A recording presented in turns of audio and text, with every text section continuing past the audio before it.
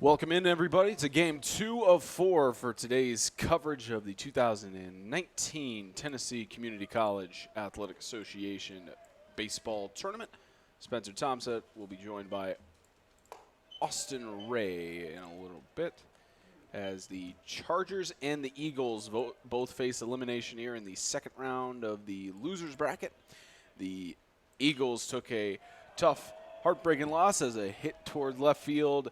Base hit for the Eagles, Blake McCutcheon. And now batting number 5, Evan Gillum up to bat as the Eagles, Dyersburg, the designated away team, and the Chargers home. So as I was saying, the Eagles had a tough loss last night to the Jackson State Green Jays, 11-7. The wild card team continues on, and the Eagles facing elimination here as well as the Chargers. Chargers won 11-1 over the Pioneers, and the winner of this game faces off against Chattanooga State at 7:30 tonight for the losers bracket semifinal. Then right after this at 4:30, the Walter State Senators try to defend their conference championship and get back into the championship against the Jackson State Green Jays. That game at 4:30, and the losers semifinal at 7:30 tonight. So a runner on first, and as the Chargers pitcher John Maynard takes it, and a hit up for Gilliam, caught at left center field for 1 out.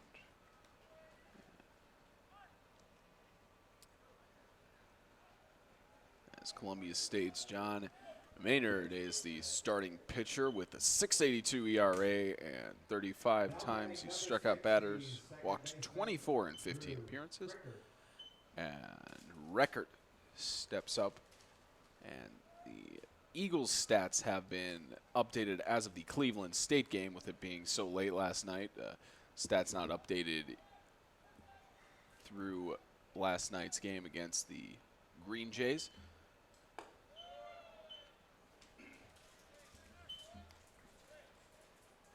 Both teams trying to stay in the mix. Dyersburg with a long travel home if they take the loss here, and Columbia State, their softball team, already lost yesterday and lost Monday. The Chargers trying to stay in the baseball tournament as the home team with a 1-1 count.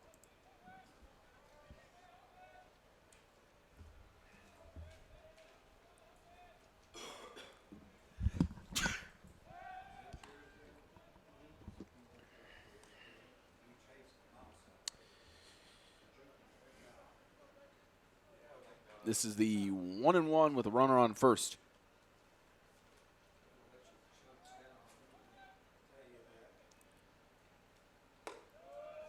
Two one.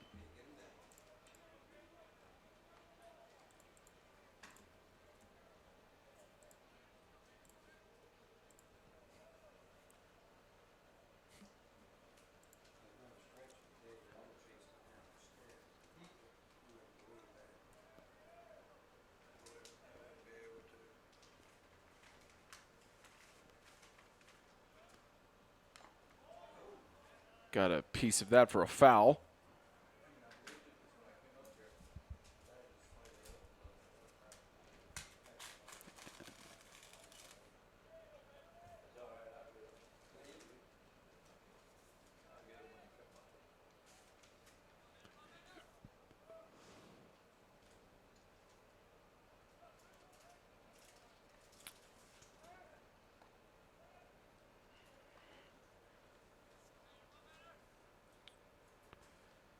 Record with a 26 strikeout count after the game against Cleveland. Full count now. He's been walked 37 times and struck out 26. The 386 average but tied for the lead with the team in home runs with Nellis. We've only seen 6 home runs throughout the duration of the tournament.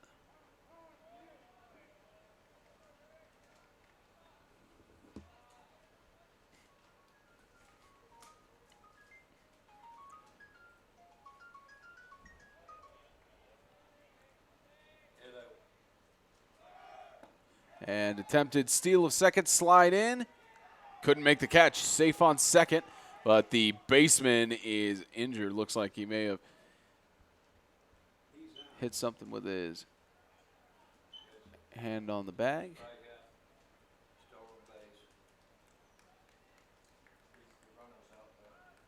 Correction, they called it batter interference, so an out, and turned out it was third out there, so no runs for the Eagles heading to the bottom of the first.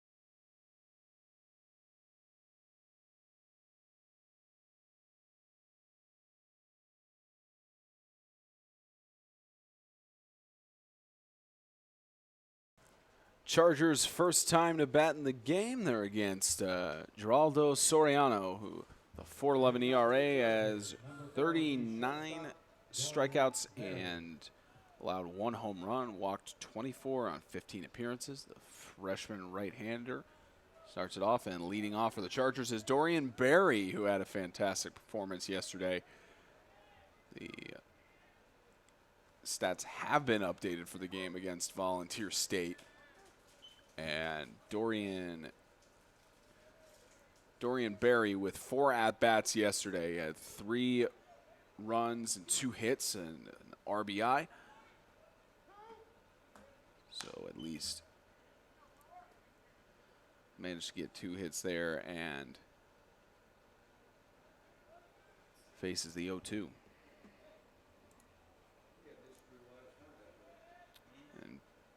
Berry's been struck out 17 times, gets a grounder past the pitcher and second base. Base hit for Dorian Berry.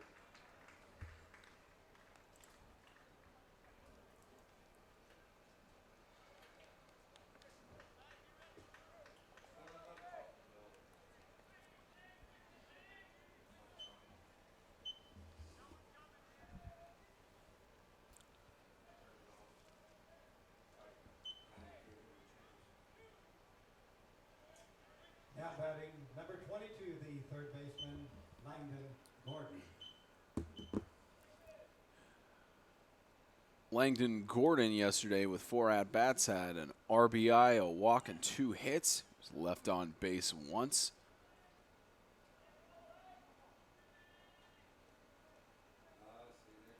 And, of course, the game ended in 7 innings for that the Volunteer Pioneers yesterday. So Pioneers had, at least the Chargers have had a little bit more, had a decent more amount of rest than the Eagles have. So fatigue may come into play here. 2-0.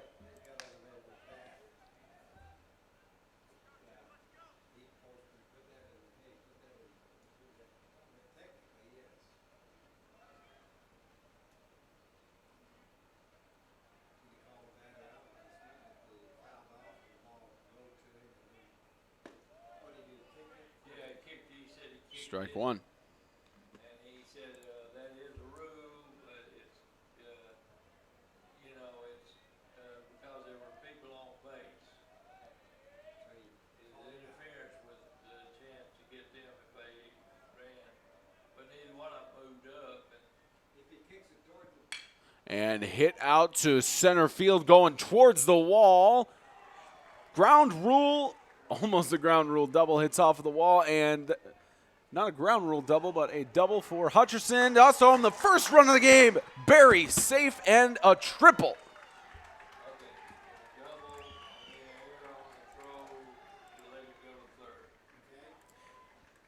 So a double and error to advance to third. The Chargers score first in the bottom of the first. Yeah, that was just a really good running from both the players right there. Dorian Berry getting all the way to third on that double and finding a way just to get home as fast as he could. And luckily he saw an opportunity and got it. And just a great hit that Gordon made right there, just deep center field, and was able to get over the center fielder's head and to be able to let it get far enough to have Dorian Berry go all the way home from first. And now a scoring chance here for the Chargers with Kerrigan on home plate and third base runner. With the count 2-0. Inside for 2-1.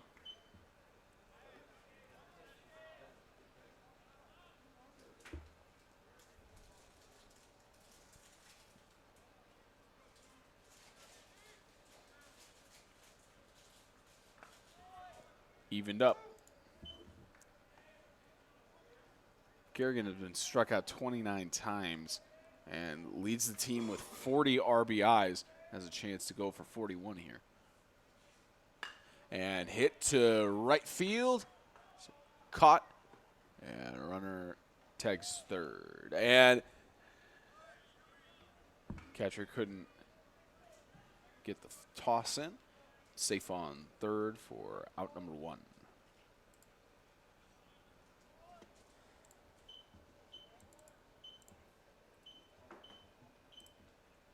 Now batting number 20, the first baseman, Daniel Freeman. Freeman in yesterday's game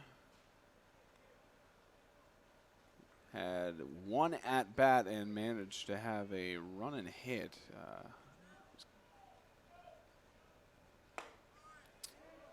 Managed to get walked once.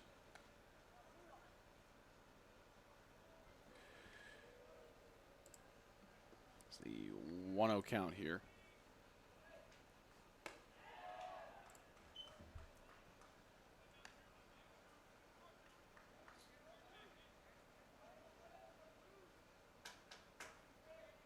Here's the 2-0 for Freeman.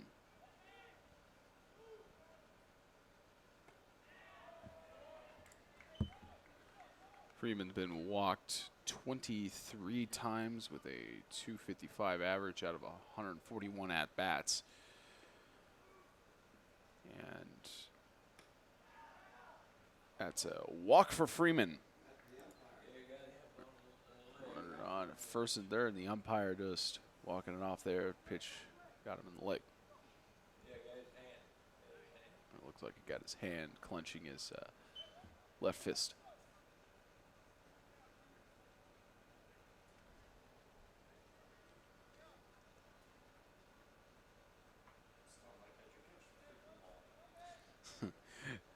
Now batting number Just telling 17, the the right fielder, catcher to do his Cody job. Hutcherson. Hutcherson with a 225 average and his 22 RBIs, 27 hits. He's got a runner on first and third, a chance for the Chargers to score more in the first inning. With only one out. Soriano with a 4.11 ERA, strike one.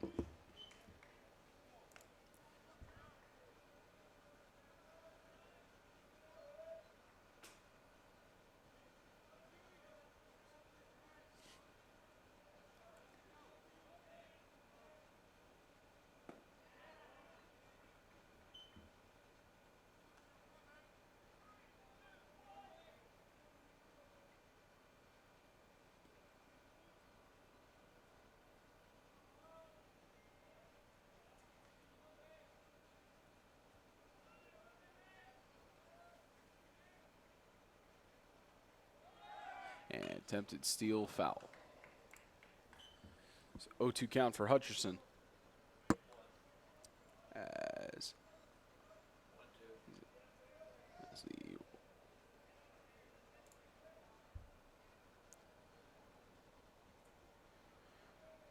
had 3 doubles and 1 home run. And after yesterday's game, the Chargers' lead stat is they are 22nd in the nation in times have been hit by pitch. Perfect timing on that. That's stat number 77 times he's been hit by the pitch. And already the Eagles are warming up a pitcher in the bullpen for Soriano. Now batting number 27, the second baseman. Can't see the number from the Sharber. distance here, but Sharber is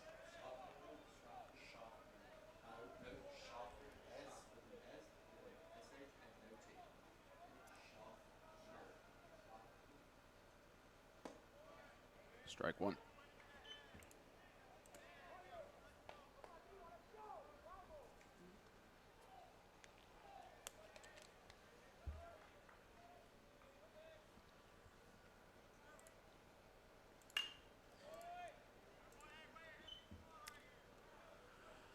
Oh, 2 for Sharber.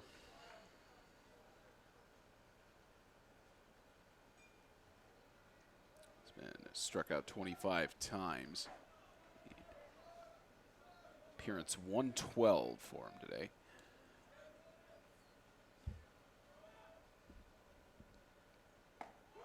And strike 3. That's out number 2.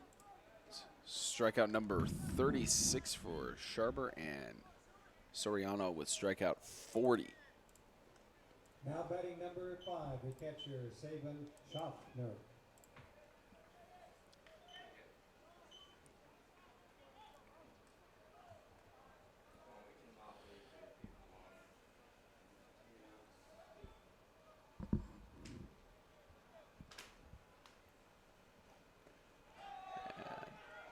Runners advance to second and third on a wild pitch, and a run in for the Chargers, 2-0.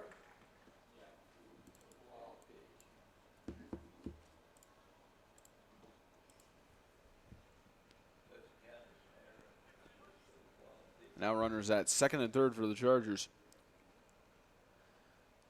As Columbia State is trying to move on to have a rematch with the Tigers in the losers semifinal at 7:30. Lost to the Tigers 8-5 on Monday. Strike one. Well, it's, he called it him, Sharper out was, it took him, I think, forever to decide.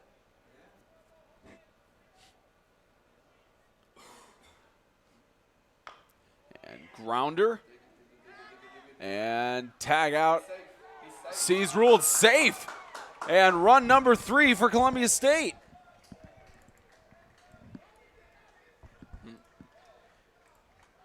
So 3-0 on there. Ruled for maybe interference on the line. Nah, they're just looking for the tag on that, and I saw it too. He completely whiffed him. So it was super close, and the pitcher thought that he had enough of him to get him, but he never did. He never even touched him, so they got him safe on it. Now, of course, from the perspective of the dugout coach, Robert White, not happy with that one.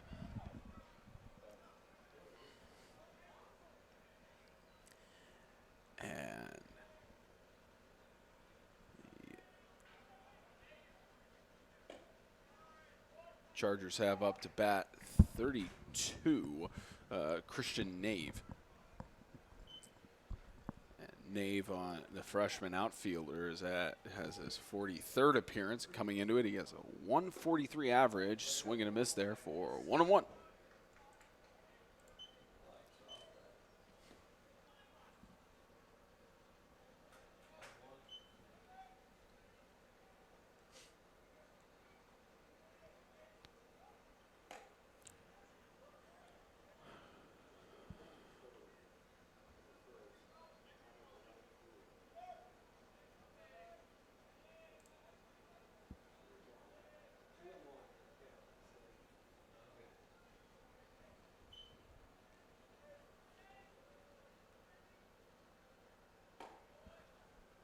Strike 2.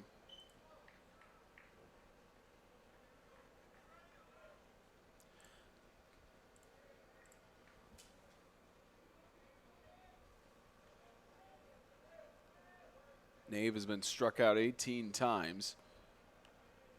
He's on base 357.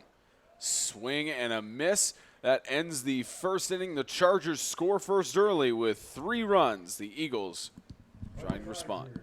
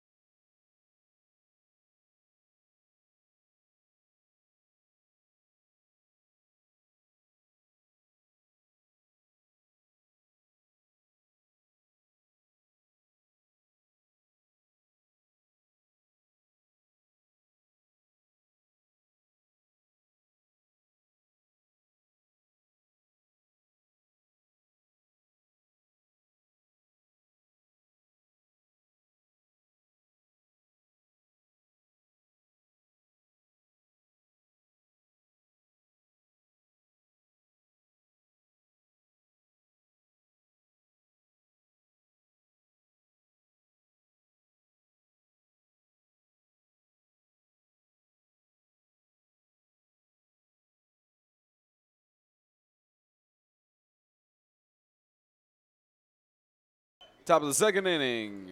The Eagles trying to respond to the 3 runs.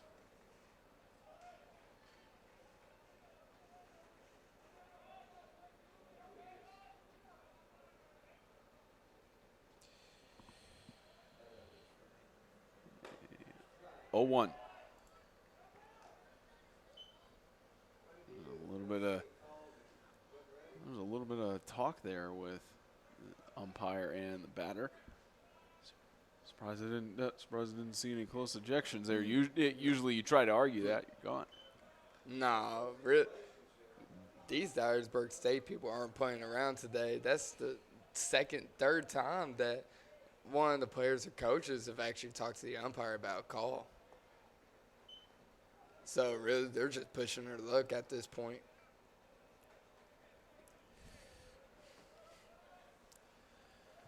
Baseball is one of the very few sports you can actually get into the official's face when you're having a disagreement. Doesn't mean it'll result well or if you'll get to stay in the game, but you're at least able to. I guess. I mean, it's one of those things that I guess in every sport you really could get into the official face. This is just one of the games where it's one of the most common things to do, especially when you're a coach. It's when you're sticking up for a player that's actually battling, and like what Dyersburg State's coach did when his pitcher missed the tag. He thought he had it, and it was a close play, but he stuck up. He stuck up for his player and just tried to make it to where he would try to overturn the call.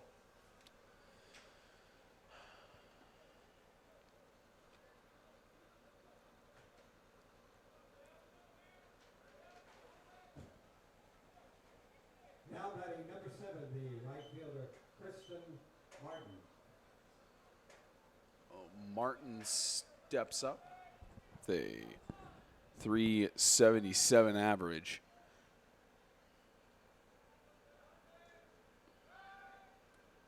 Back on first.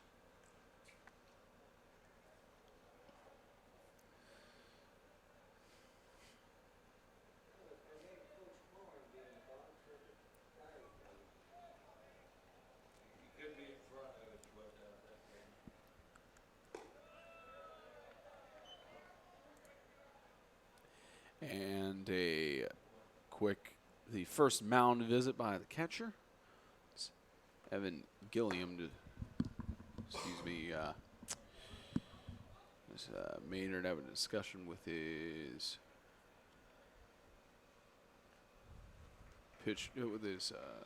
catcher Schaffner. We'll see what Martin can do on the 1-0.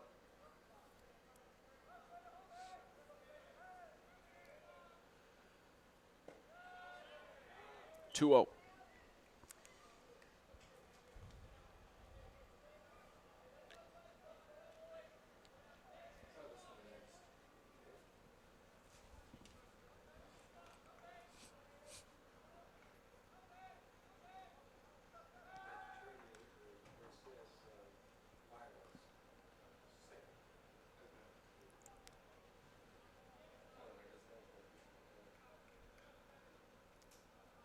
Martin with a 377 average and 543 slugging. Faces the 2-1.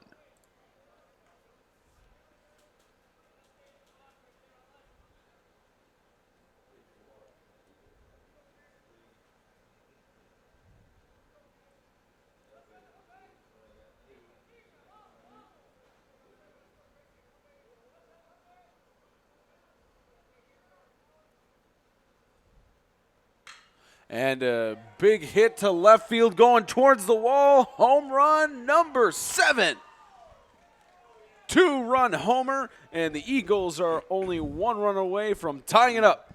Yeah, catcher's not happy at the moment right now with the player, and I didn't see why. A replay's been down since the start of yesterday.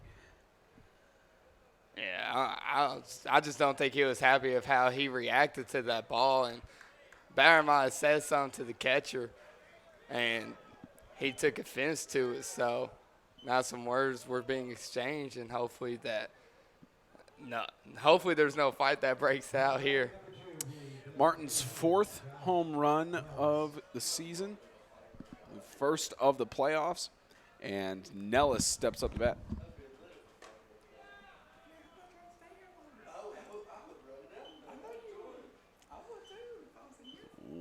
1-0.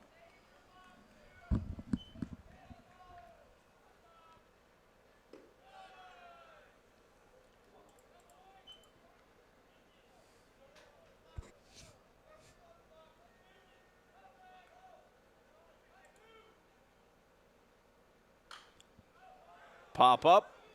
Can the catcher get to it? Hits the top of our press box. That's the first one we've had hit the top. Man, I wish this was ruthless. Why would you wish for it to be ruthless? Yeah. If we didn't have a roof, we wouldn't have the AC here in the booth. No, we got wind power. There's a decent amount of wind going towards the left. And the even count for Nellis. It's 86 degrees outside. I don't know if the wind is going to help that much with it.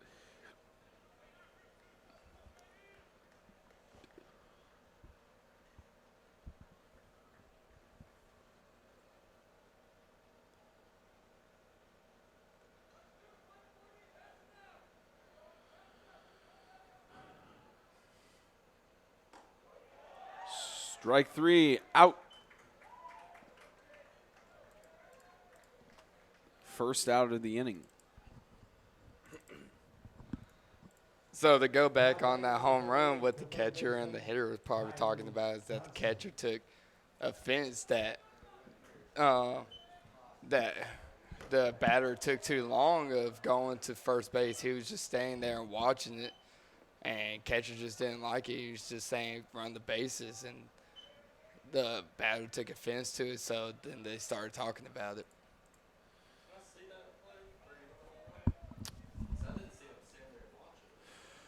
So we'll go back and review it in between the innings. Strike 2.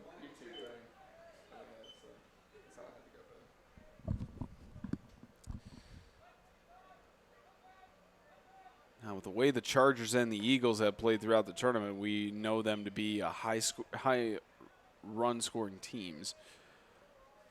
So very likely that we're going to have a high-scoring one here. And there's a hit to right field. Can't make the diving play.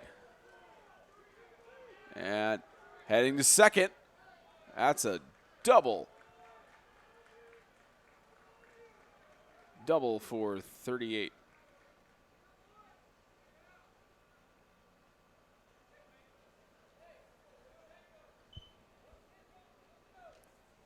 Now batting number 12, the first baseman, Will Mangrum.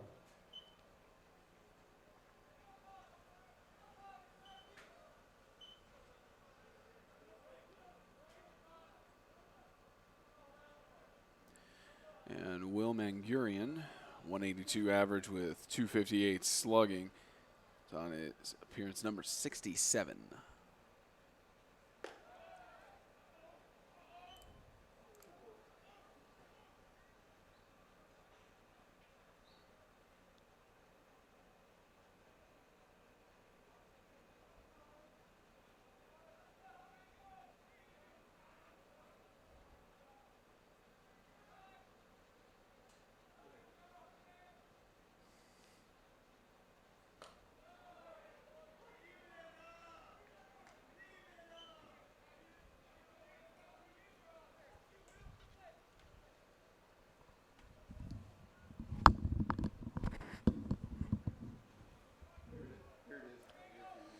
So the 1-1.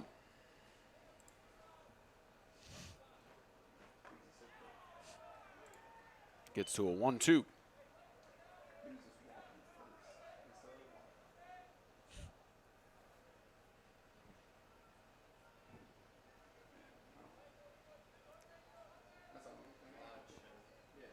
That's the only thing I'd say. I definitely got my catcher down there.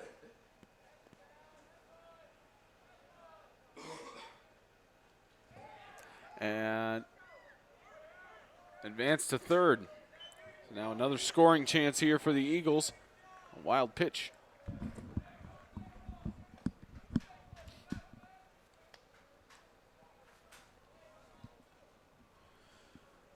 Mangurian with a 2-2 count. One out in the top of the second. The Eagles trying to tie it up, give a response to the Chargers' 3-run inning, and struck him out.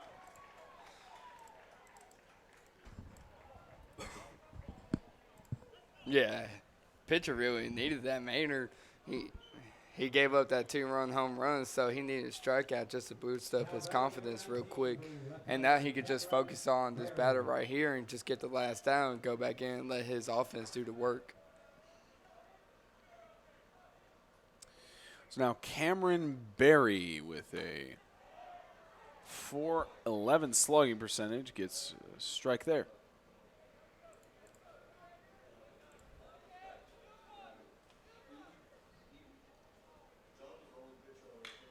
And pop up. Called by the first baseman and out. The Eagles respond with a 2-run homer by Kristen Martin. 7th home run of the postseason.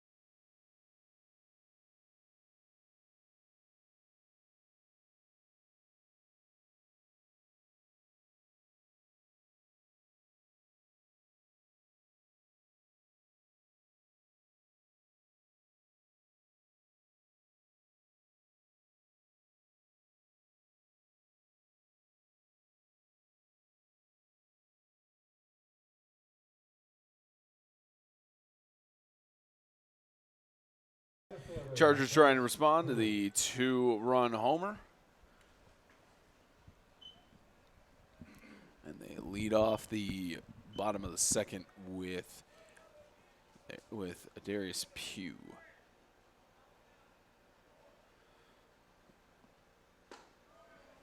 Gets the first strike there, and Darius Pugh has had 93 at-bats coming into this game. A total of 20 hits, and that pops up. And first out.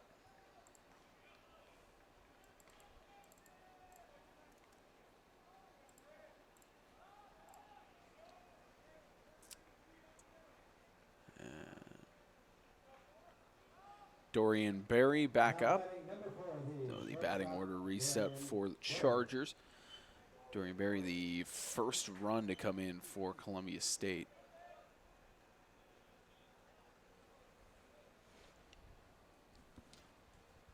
And it's a pop fly to the shortstop. And second out.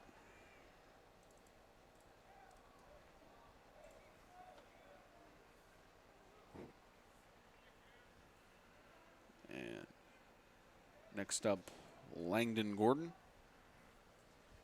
Now batting number 22, the third baseman, Langdon Gordon.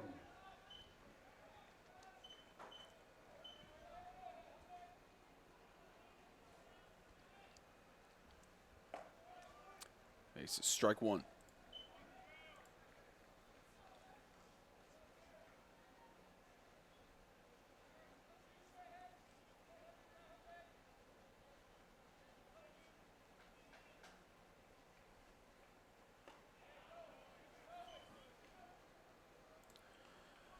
Langdon Gordon has an on-base percentage of .446. He's been walked 23 times and 40 hits. Gets a piece of that for the 1 and 2 count.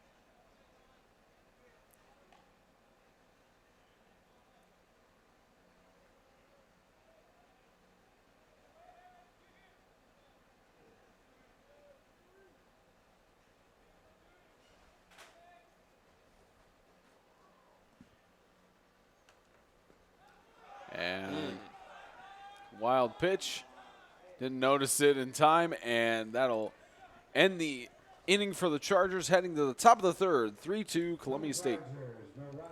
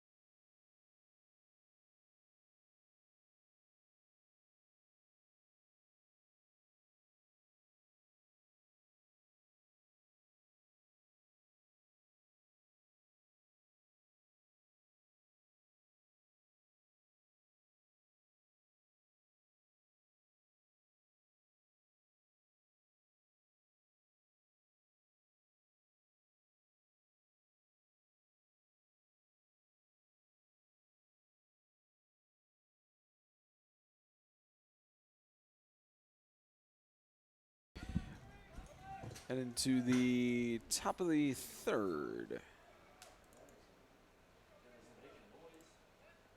As the Eagles are back up to bat.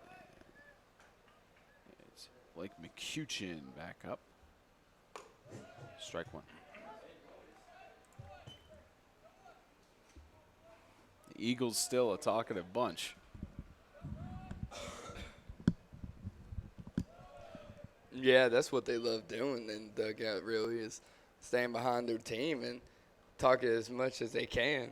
Now batting number 3, the shortstop, Blake McCutcheon. Strike two.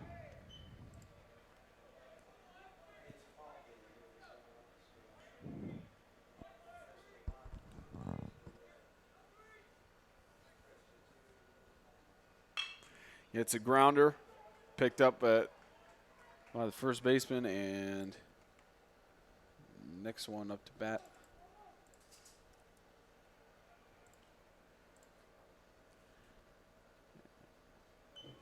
Next one Now batting up number 5, is center fielder, Gilliam. Kevin Rello.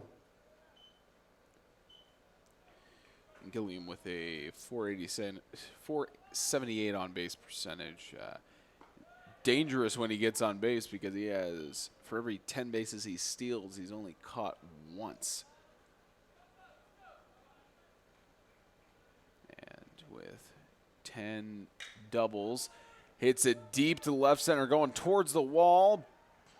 Hits off the back and going in for the double. Make that double number 11 for Gilliam.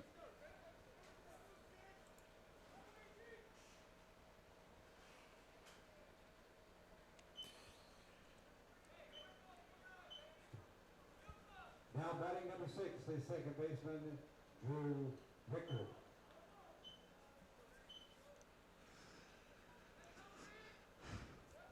So Drew Reckert.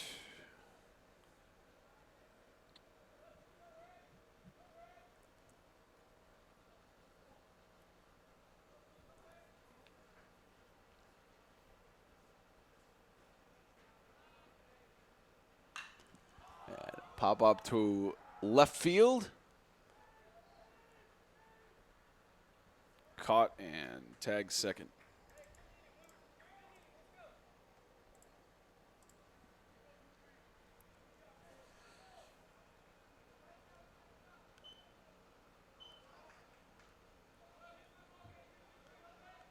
batting number 23, the catcher, Luis Rodriguez. Now Rodriguez, the man who had a few things to say to the umpire the last time he was up to bat.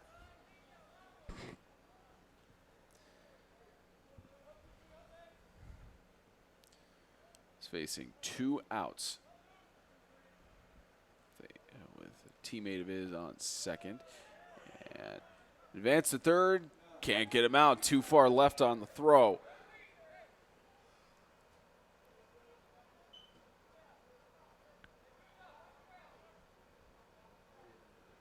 Now a runner on third with a chance to score. Especially with Rodriguez on 37 RBIs and had 45 hits, 10 doubles. Got one out there for the 1-1.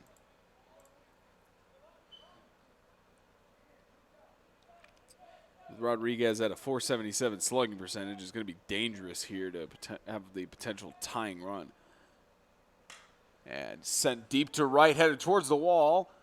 Catch made. So the end of the batting in the third for the Eagles. The Chargers back up. The 2019 Tennessee Community College Athletic Association Baseball Tournament is sponsored by Sundrop Bottling, Fairfield by Marriott, Alpha Graphics of Franklin, Lister Hill Credit Union, and Hampton by Hilton.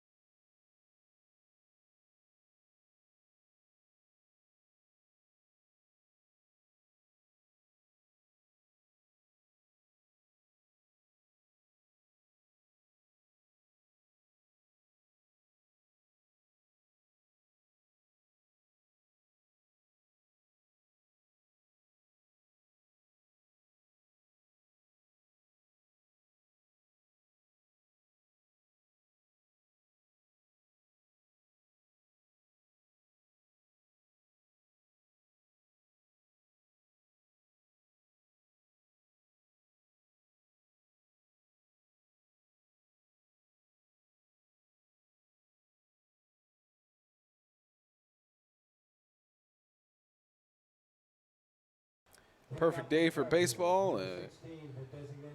Nice 86 degrees outside at Dave Hall Field. Kerrigan up to bat, and Soriano's still on the mound.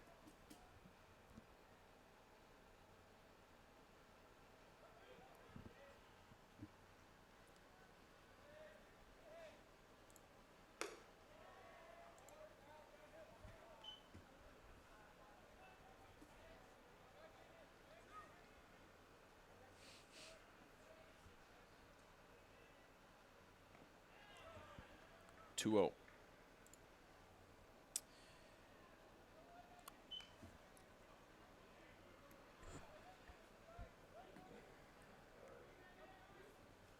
Kerrigan with 9 doubles on 149 at-bats.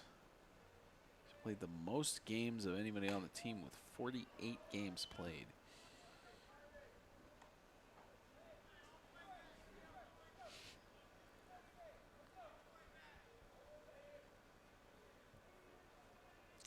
.410 on base percentage. Outside, and they walk him. Make that walk number 26 for Kerrigan.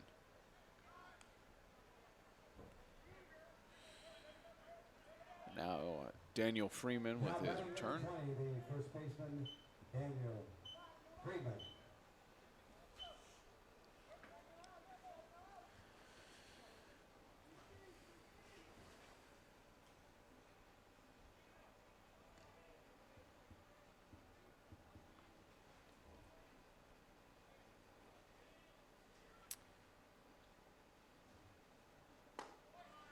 Strike one.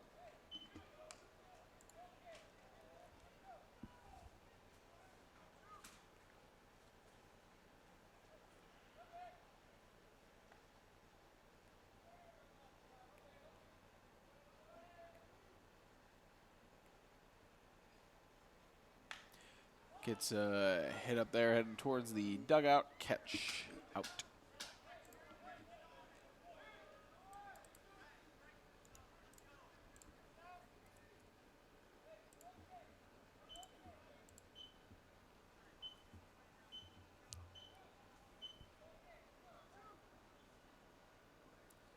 Hutcherson back up to bat. Number 17, the right The fielder, freshman outfielder Hutcherson. with 22 RBIs. He's been struck out 39 times on 120 appearances. With a 228 on base percentage. Low for the 1-0.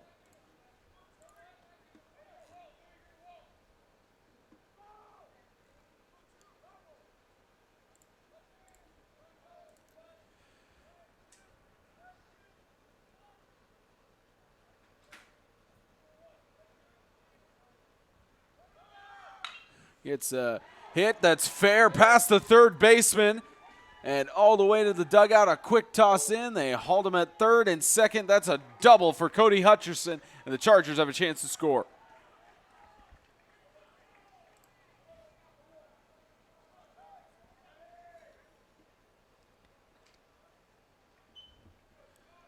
Runners on second and third, and Zach Sharber now on the plate to try and get some Chargers home. He's got 11 RBIs and a 297 slugging average. 6 doubles. Now batting number 27, Sharber the will second baseman, Zach try to Sharber. send him home.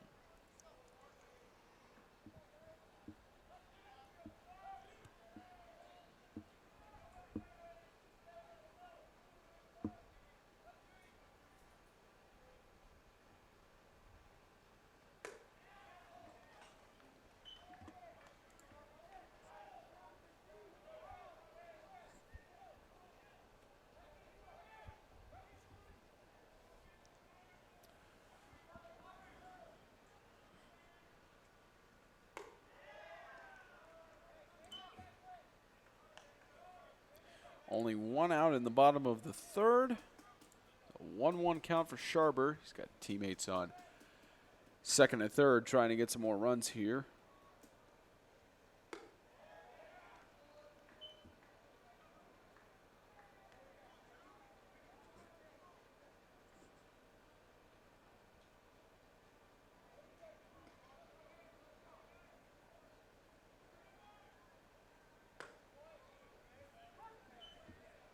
Three and one.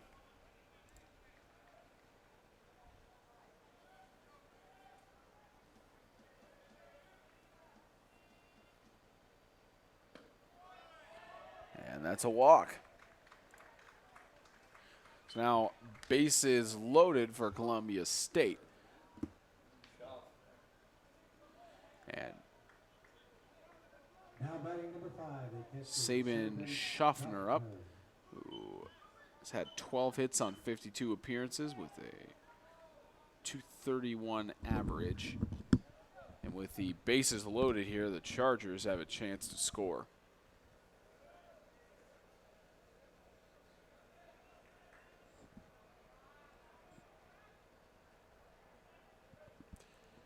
Soriano's pitch gets hit to left field, and everyone stays on base. Run number 4 for Columbia State.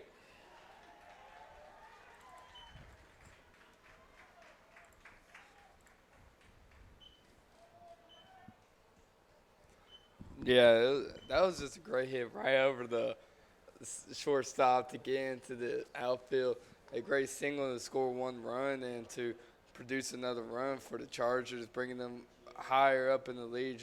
Even though it's by a run, it still does great for when they come out of the inning because every run counts. Pitching change for the Eagles.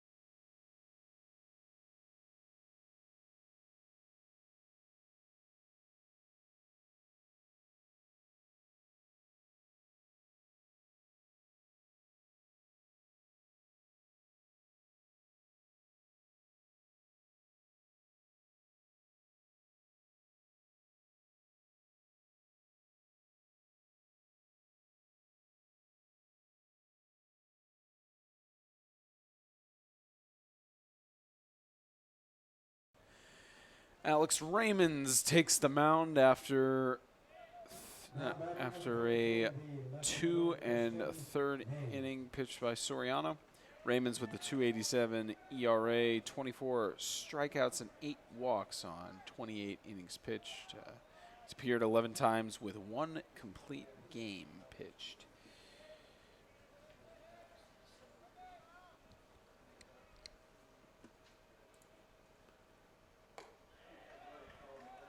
And the count 1-0, and the Chargers have the bases loaded with only 1 out here.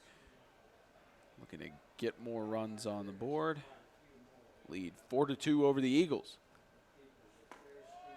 Strike 1.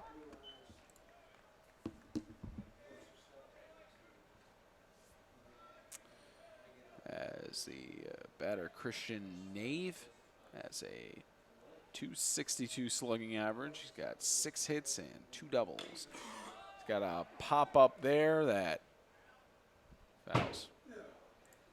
That's ball number 2 hitting the top of our press box.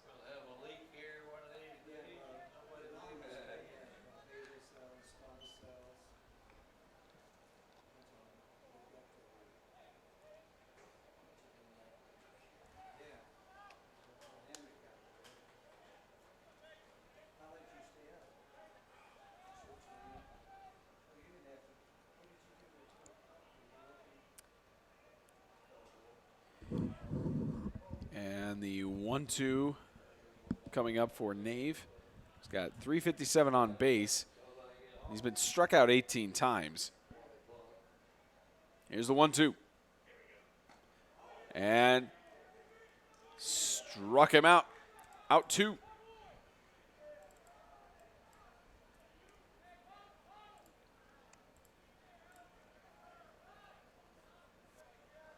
Now batting number 2, the center fielder, Darius Pugh. Darius Pugh throughout these playoffs, or at least in yesterday's game against the Volunteers. Had 4 at-bats, 2 runs, and 2 hits. He struck out once. He faces strike 1.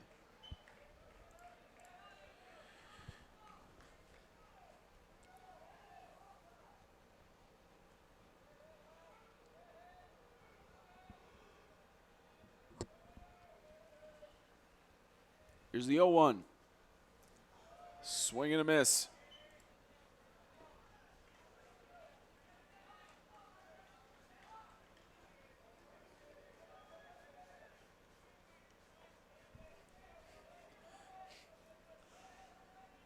The 0-2 for Raymonds. It's a hit up there into the infield and can't make the catch. That's run number 6 for the Chargers. Runners on first and third. I couldn't even tell who was really won the ball right there. I thought the first baseman had it the whole time. Had a cluster of infielders around the ball, but it didn't seem like any of them could call it. Had everybody plus the pitcher in that too. Luckily, the catcher stayed in his position just in case someone wanted to break for home. Error number 1 of the game for the Eagles. Now batting number 4, the shortstop, Dorian Berry. And now Barry is up to bat with a .526 slugging percentage. And best batting average of the Chargers coming into this game at .401. You do not want to get this man on base when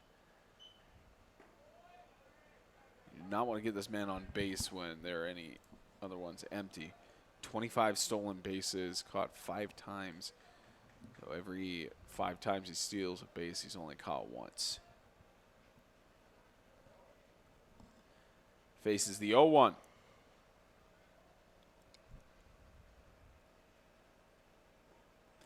And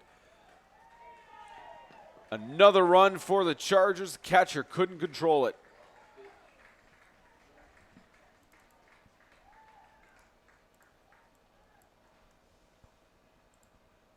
Columbia State just racking up the runs here in the bottom of the third.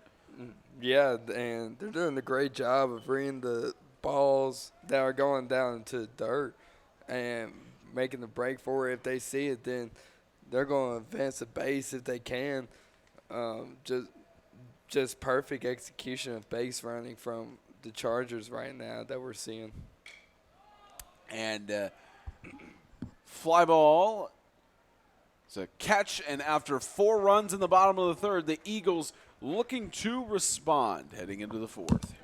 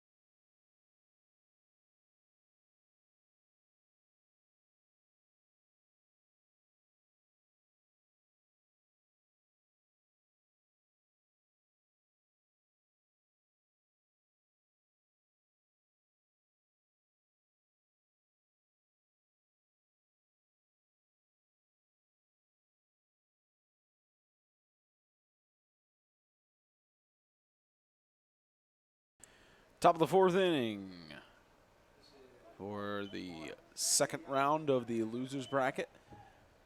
Winner of this goes on to face off against the Chattanooga State Tigers in the losers bracket semi, and the loser takes the trip home.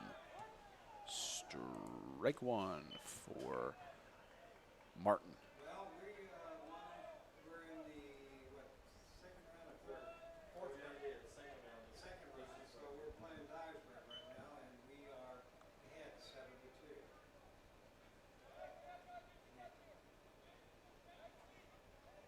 Right. Well, we're 1-1. We're in the loser's bracket. Let's see. Who did we lose to? Chattanooga. Oh, Chattanooga. Chattanooga State's first game. I can't remember if it was. All these scores run together. 8-5. 8-5. How's Riley doing? 2-2 count for Martin.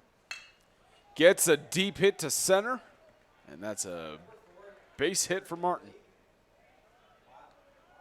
What's his average? And now Nellis up to bat. 321. Well, let me call you back tonight, okay? Where is he playing?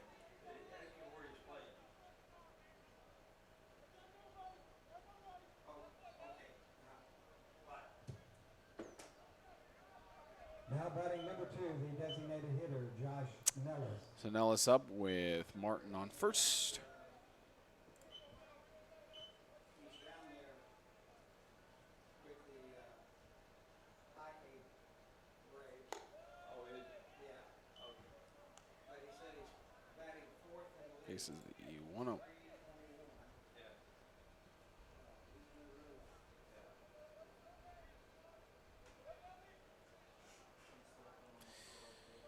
1-0 for Nellis. He's been walked 22 times on a .313 average. And it's a foul there for the 1-1.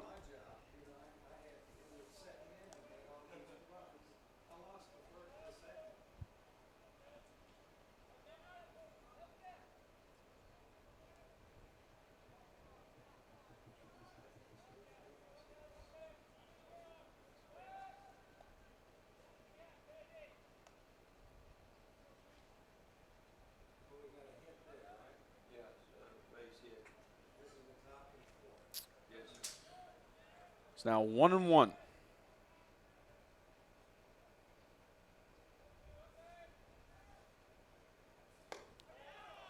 Strike two.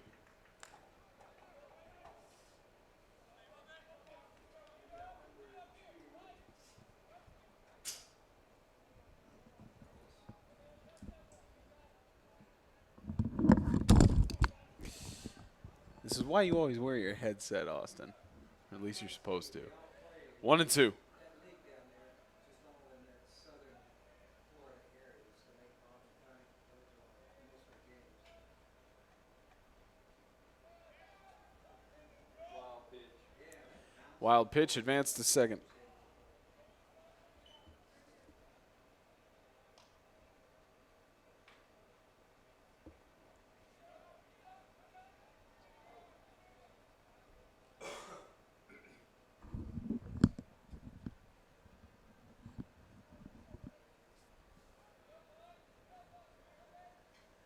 No outs.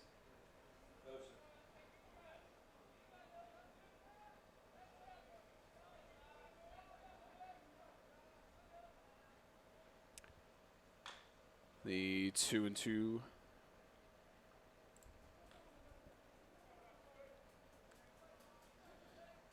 The Eagles have a runner on second.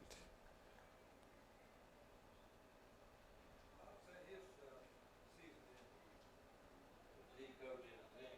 Yeah, he does nice with it. He's got a kid he's been talking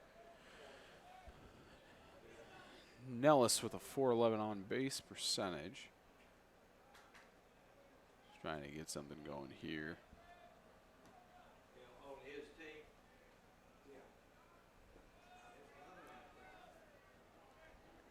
Into the dirt for 3-2. He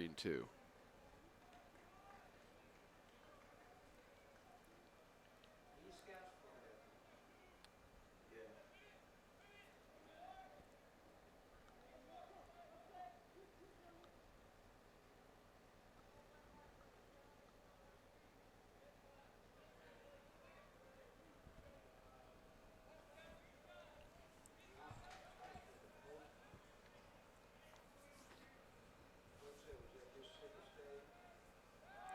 Toss back to second, safe. Full count now for Nellis. Long time ago? What was, the head coach?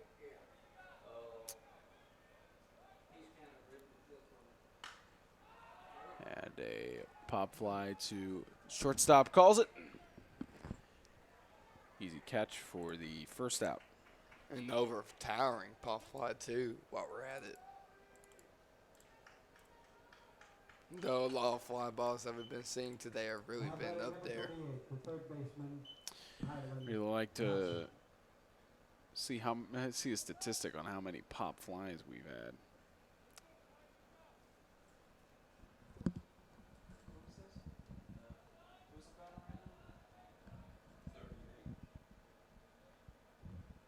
I've got Jones.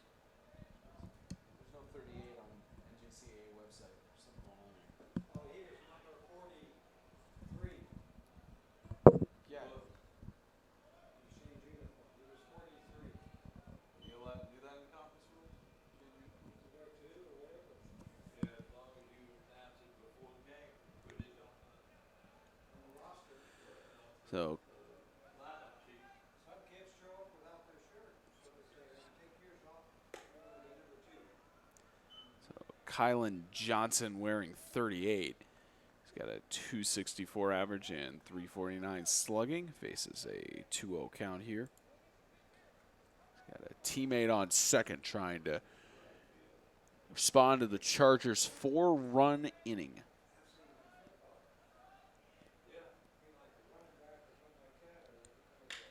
And a deep hit to left center. Grounder, and they're going to send him home. Eagles get run number 3. Need to bring it in quicker. Double for Johnson.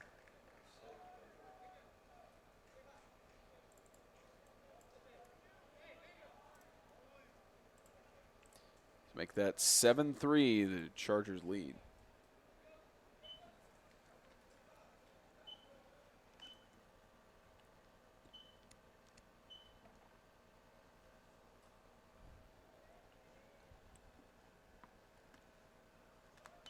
Now batting number 12, the first baseman, Will Mangrum.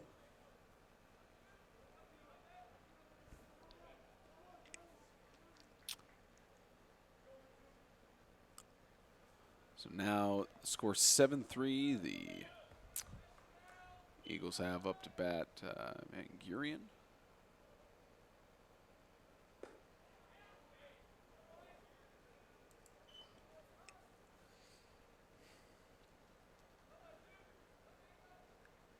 Six hits for the Eagles and 5 for the Chargers. Columbia State trying to move on to the next round and have a rematch with the Tigers. Instead of facing a winner's bracket scenario, facing a elimination scenario. Yeah, they really want that rematch with them. Deep into right. And out number 2. He's tagged and toss over. Something with the right fielders in this game have cannons for arms. Yeah, they usually put the guys with the biggest arms in right field just because they got to bring it in quick and hard in case any of the runners want to go third, and that was a perfect example of it, of why they're out there. The 2 best arms in the major league was So now Cameron Berry steps up to the plate. Got a 421 on base percentage with 316 average, 411 slugging.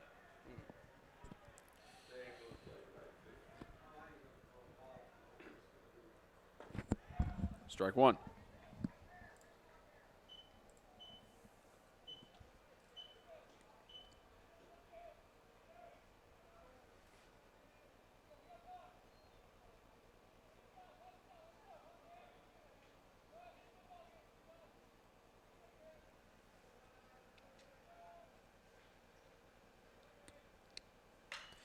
It's a deep hit to left field. That's going to go out of the park, fair. Wow. And make that a 2-run homer for Cameron Berry. That's his first home run and home run number 8 for the postseason.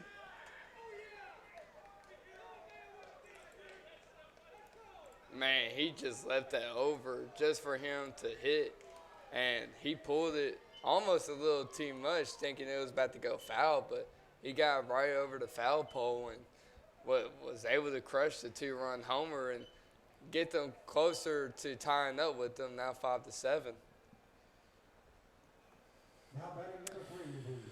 So Maynard, that's his first home run allowed. This time on the mound. Strike 1 for McCutcheon. The batting order gets reset for the Eagles. Excuse me, second home run allowed while he's been on the mound. Both of those coming from today. It's now an 0-2 count for McCutcheon.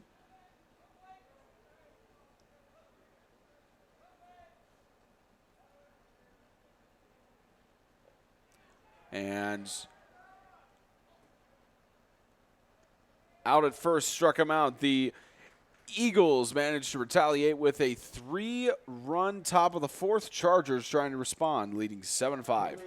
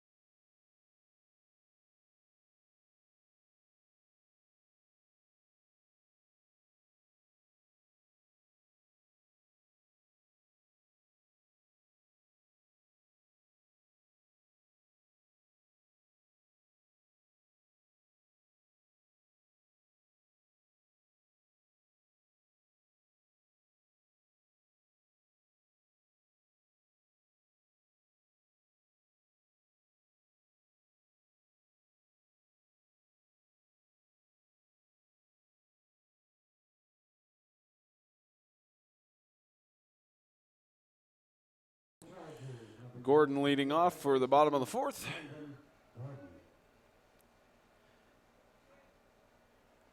The Chargers try to respond to the 3-run inning for the Eagles.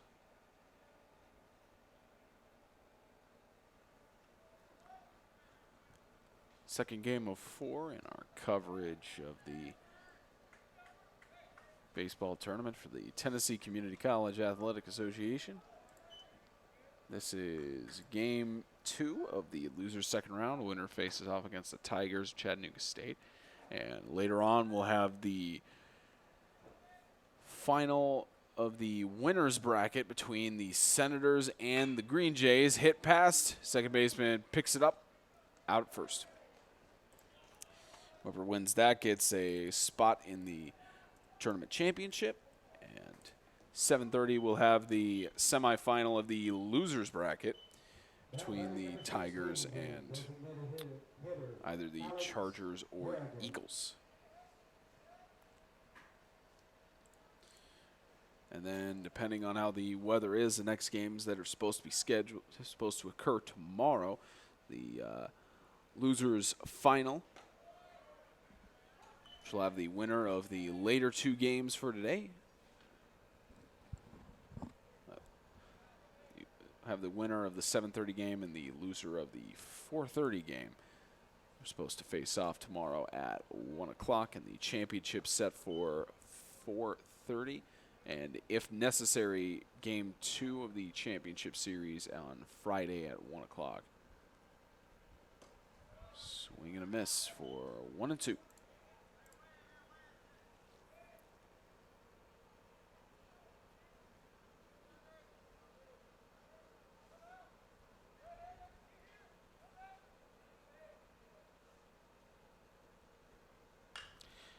And grounder, foul.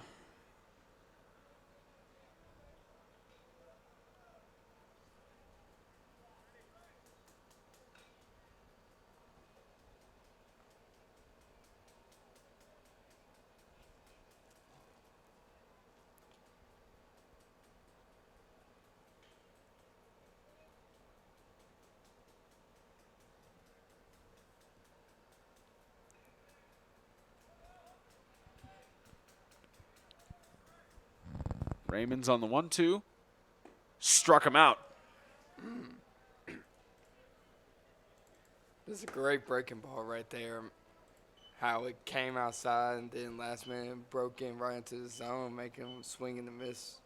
Now batting number 20, the first baseman, Daniel Freeman. Freeman back up to the plate with 390 slugging and 255 average.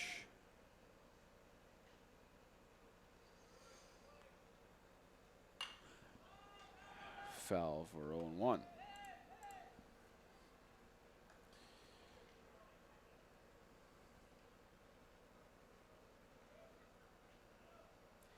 Eagles' #1 stat in the nation is they are 16th in being hit by the pitch.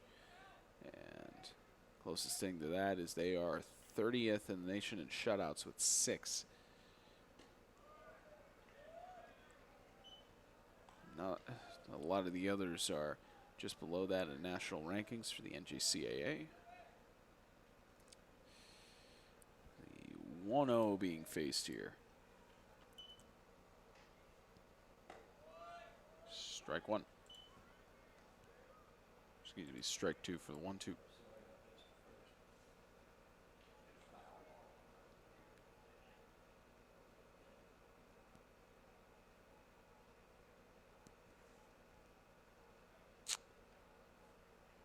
Looks like a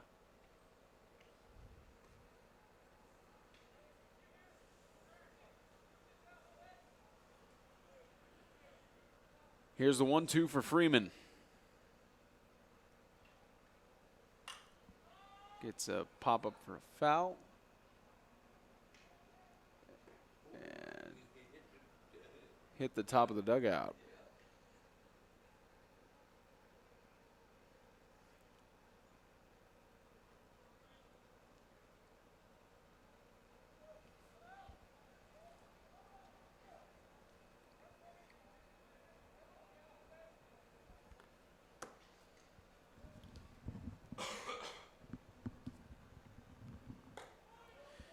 Outside, even.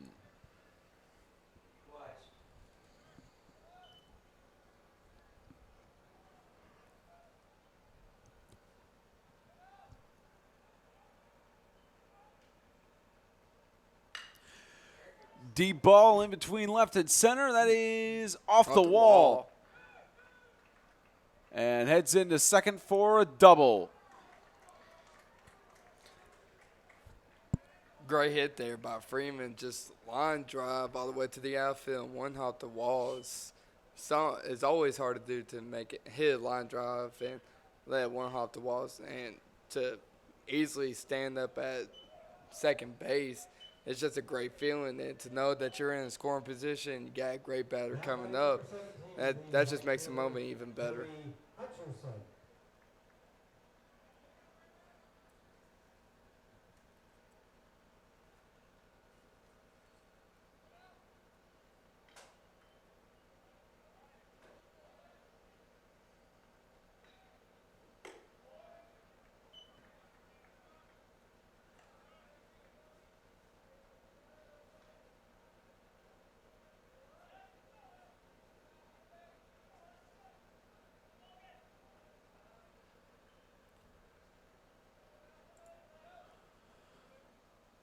One 1-0 count here for Hutcherson.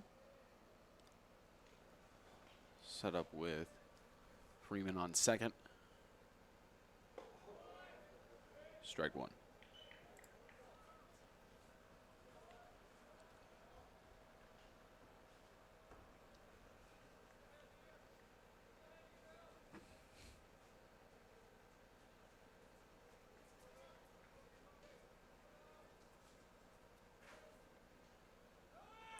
And pop-up foul. 1-2.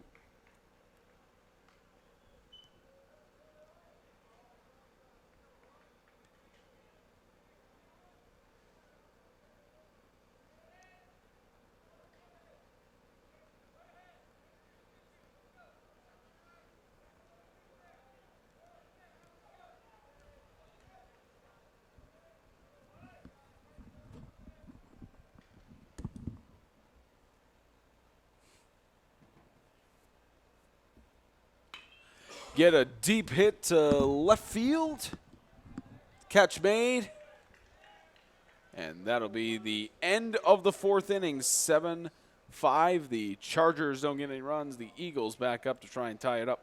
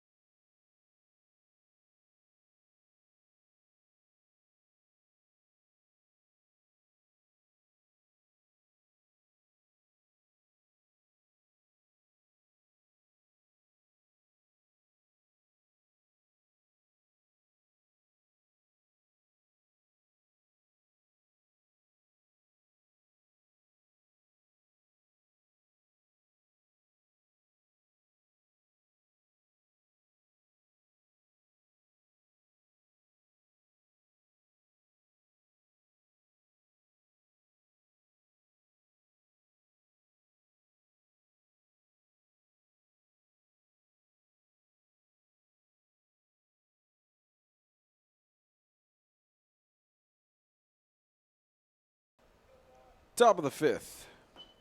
Eagles down by 2. Spencer Thompson and Austin Ray bringing you every bit of the action here from Columbia State Community College's Dave Hall Field in Columbia, Tennessee. We've already seen one game today. The Tigers sent the Bucks home with a 13-9 victory. And the Tigers await the winner of this game at 7:30. They get a little bit more of a rest, but they had a 4-hour game that started at 10 o'clock, so they'll be probably about just as fatigued as either the Chargers or the Eagles will be.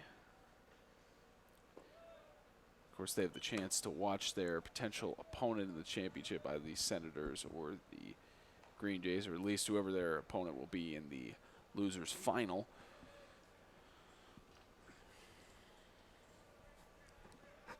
Two and one. And evened up count for Gilliam.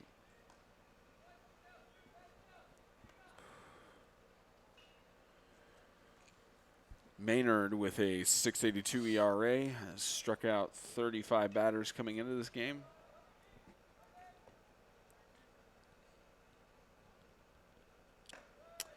Outside for the 3-2.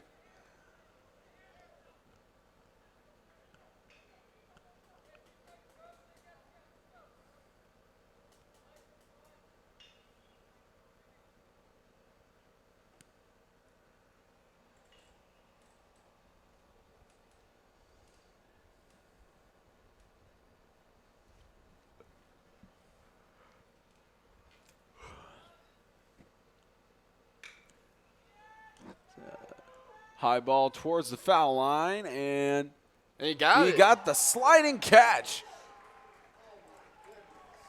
Beautiful Wow. sliding catch there in the outfield. Just amazing range, too. And that, what a way to start! What a way to start out for the first out in the top of the fifth. Now batting number 6, the second baseman, Drew Rickard. So we'll see what Record can do with a 495 on base percentage coming in here, 567 slugging, and leads the team with 5 home runs, tied with Nellis for that lead.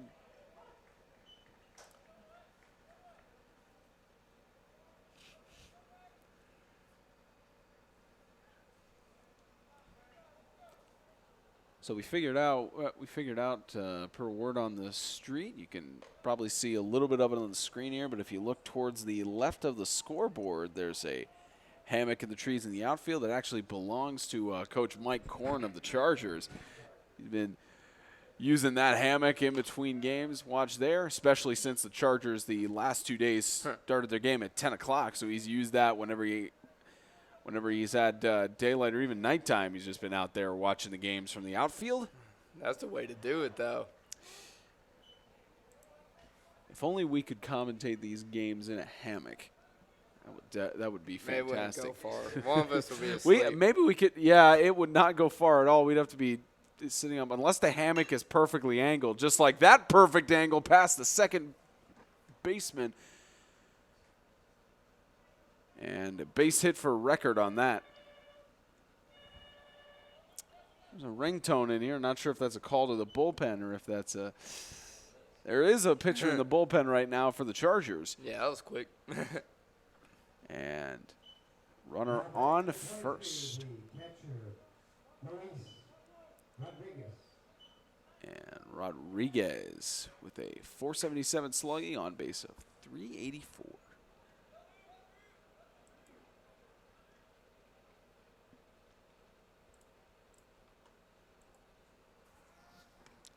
Safe on first.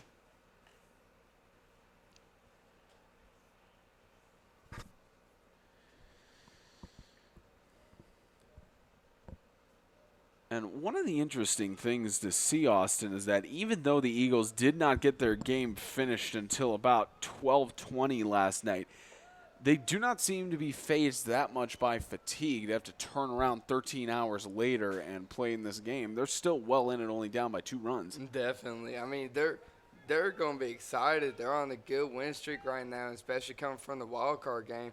They're really just going to be up and at 'em, and they're going to face a great team later on today. Should be after this game, shouldn't it? And You're talking about Walter's State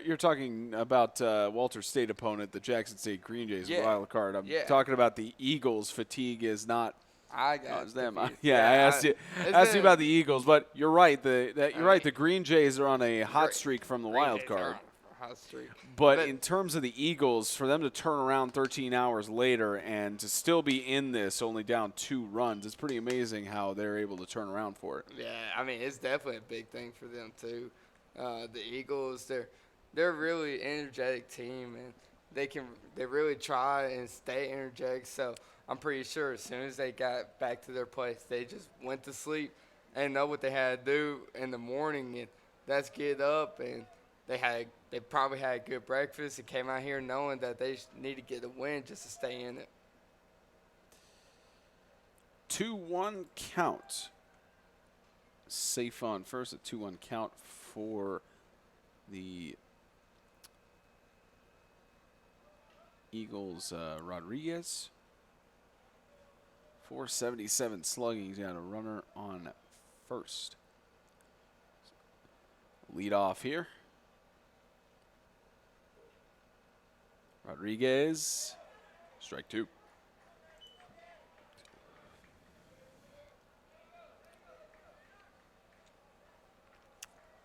Even count.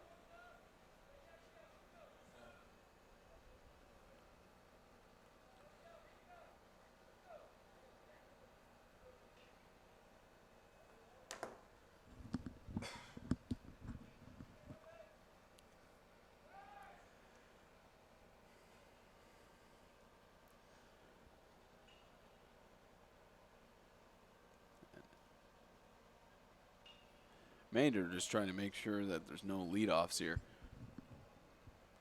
No big leadoffs. Really, he hasn't had a big leadoff this whole day, so he's just really making sure that he knows that he's getting checked up and he's still focused on them. Full count.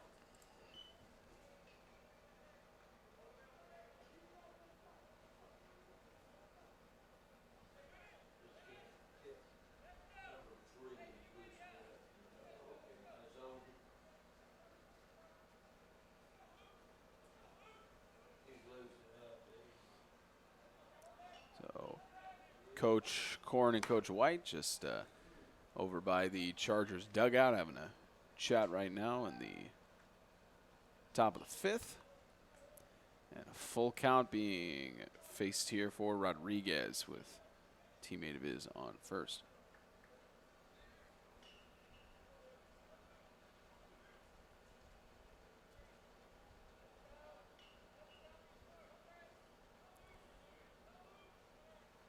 And hit goes foul.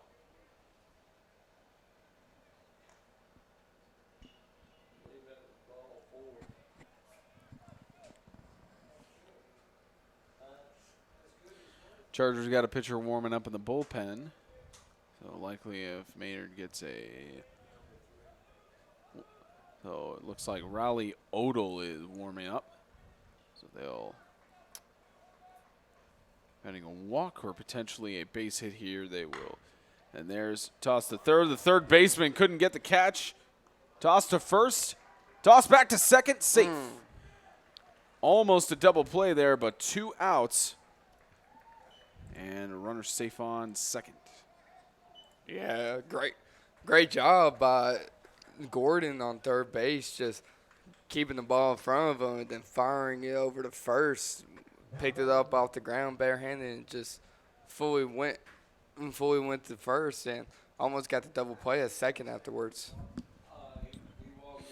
And Korn heading to the mound. And looks like we may have a pitching change here. Oh, yeah, he got a hit. He single. Oh, we did single. Yeah, right beside second baseman. Okay, A that's while what we ago. got the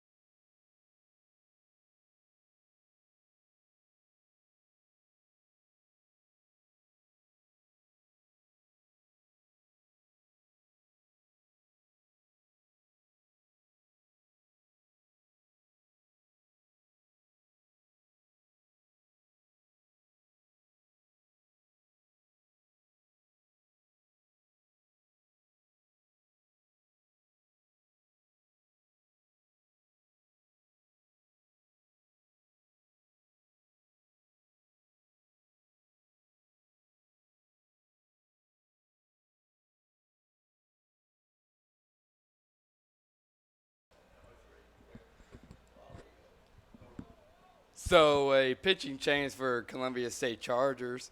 Number 3, Odell, is now pitching.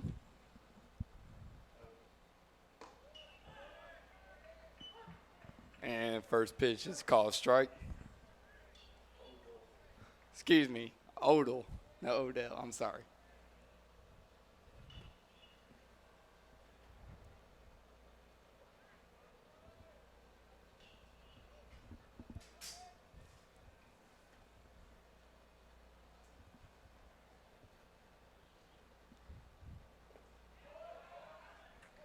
And counts 1-1 now.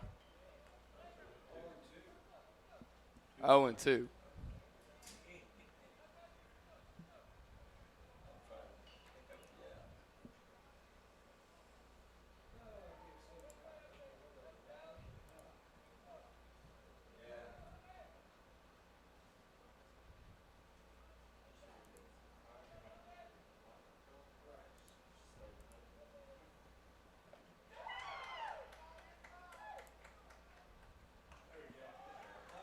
And that'll do it for out number 3.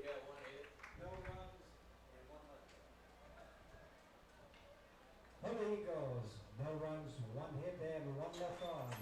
At the end of the top half of the 5th inning, the Chargers 7 and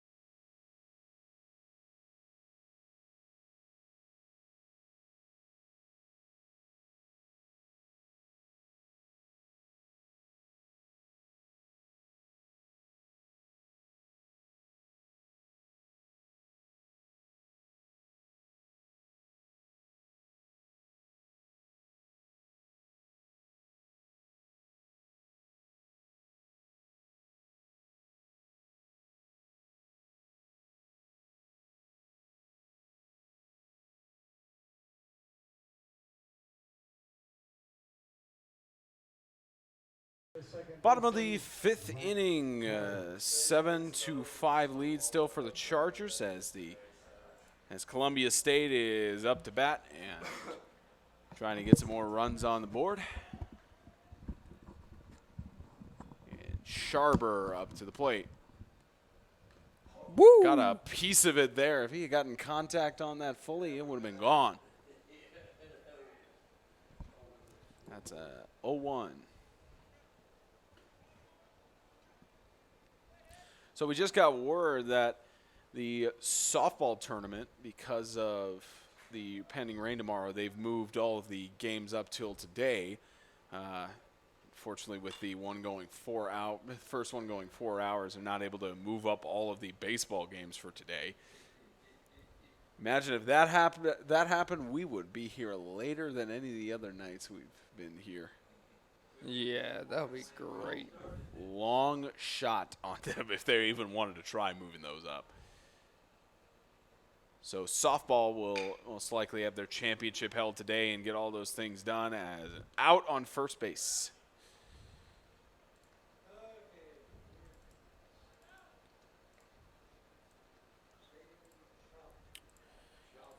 Columbia State still trying to increase their lead, but holding a steady lead to keep the score at 5 for the Eagles.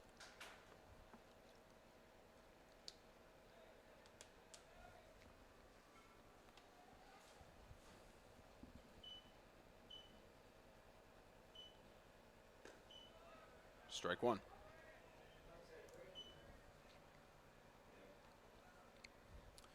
And Sabin Schaffner, the freshman, has in that losers bracket game against the Pioneers. He was at bat twice and had an RBI hit and run. A 231 average coming into today and 231 slugging. Outside 2-1.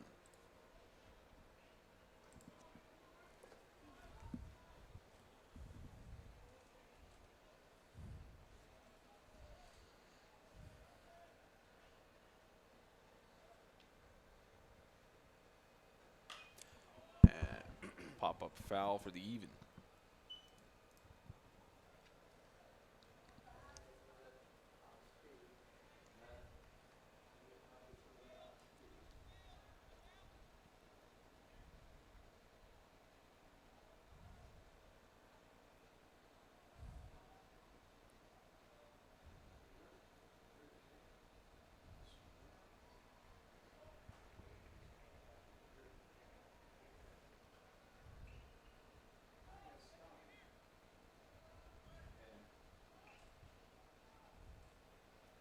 Here's the 2-2.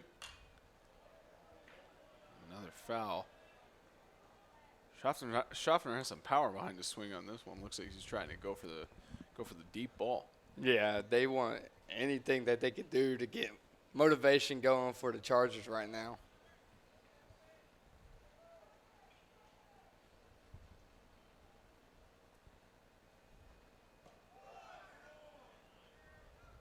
And a strikeout there for the second out.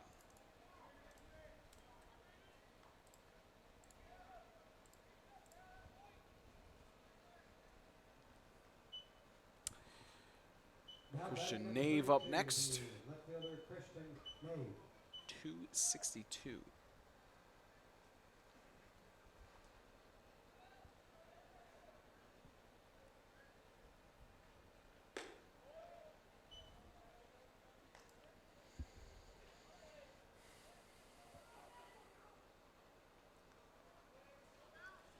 Nave yesterday was at bat twice. Had one strikeout, so didn't have any luck when he went up to the plate. He's facing a 2-0 here.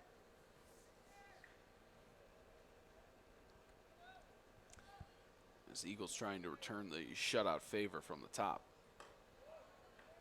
3-0.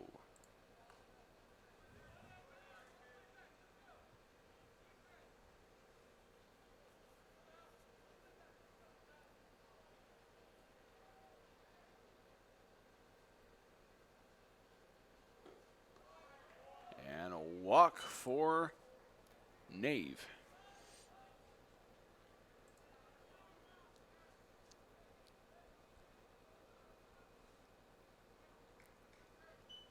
Now batting number 2, the center fielder, Honduras Pugh. Darius Pugh now up with 269 slugging. Appearance number 97.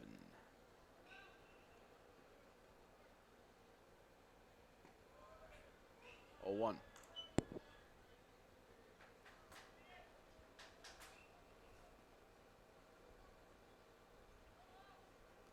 Lead off on first.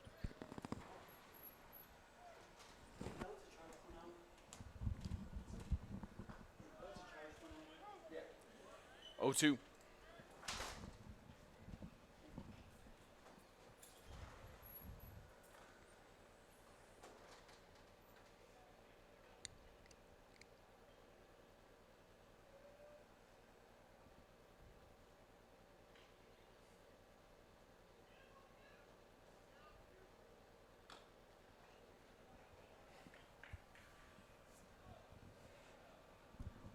Pugh trying to get that batting average up. He's at 215 and being struck out 21 times. Yeah, I'm pretty sure that's what this game is for him. It's just getting that batting work in and making sure that if they do move on to the next game, that he can be more competitive at the plate and be able to bat better just a little bit onto his batting average.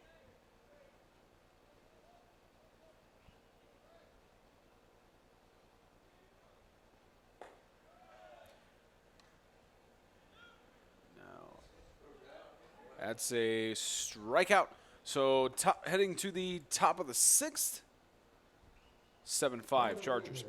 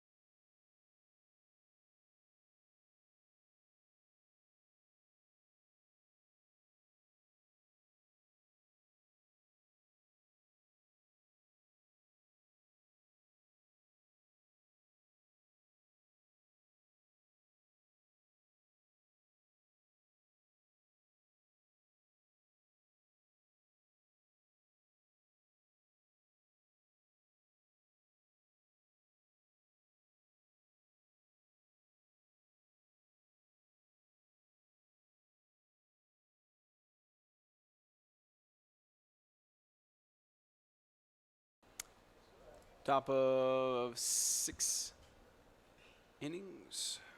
And Eric Castro. Pitch hitting for the Eagles, number 14, Eric Castro.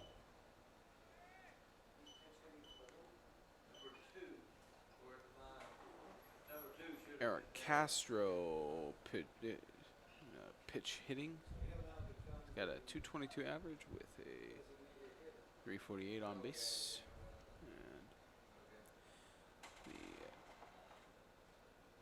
Chargers, Raleigh Odell with 6.53 ERA, 40 strikeouts, 29 walks, has only allowed 2 home runs on 37 innings pitched.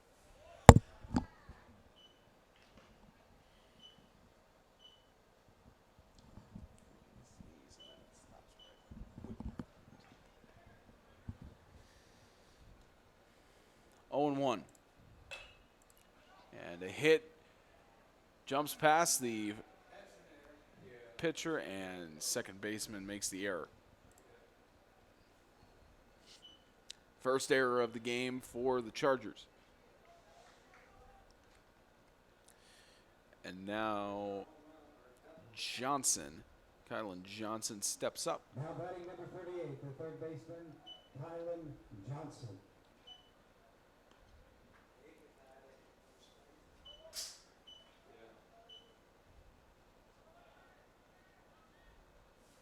Little runner on first. Johnson facing off against Odell.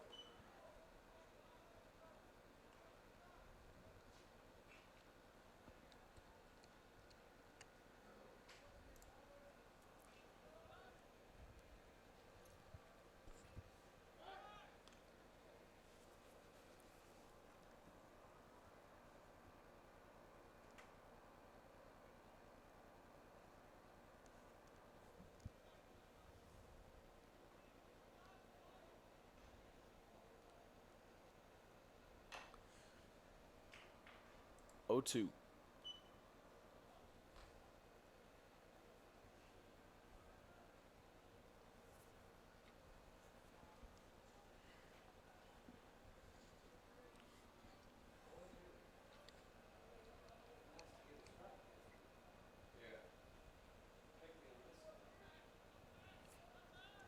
Here's the 0-2.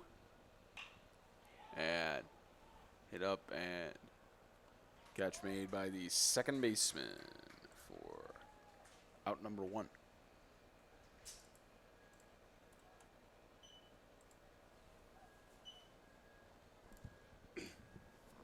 Now batting number 12, the first baseman, Will Mangrum. Mangurian with 182 average, tries to get something going here. The freshman with 5 doubles. He's been walked 11 times.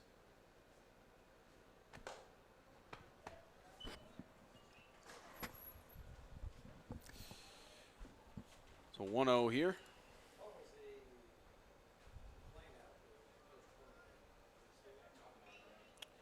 One out in the top of the 6th is the Chargers leading by 2.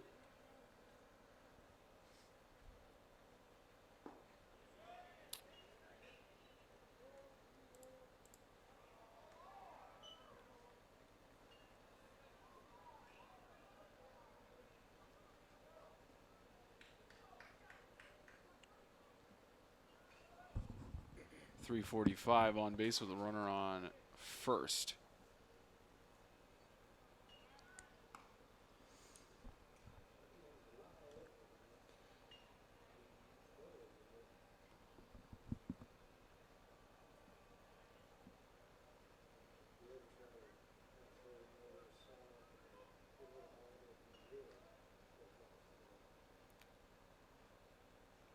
Here's the 2-0.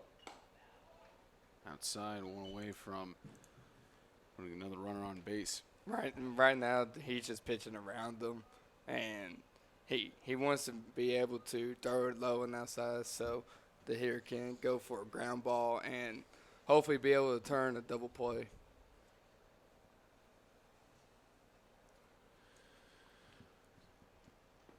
And low and another walk for the Eagles as Odell gets 2 men on base.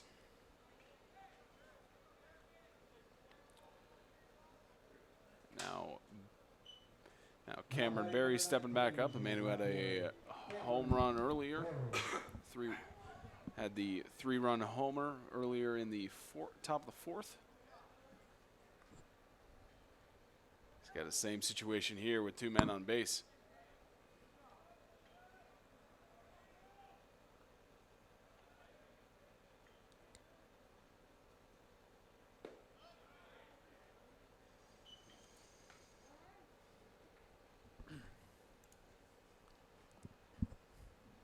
And a quick visit to the mound. We got a pitcher warming up in the bullpen. Likely going to be a pitching change here for Columbia State.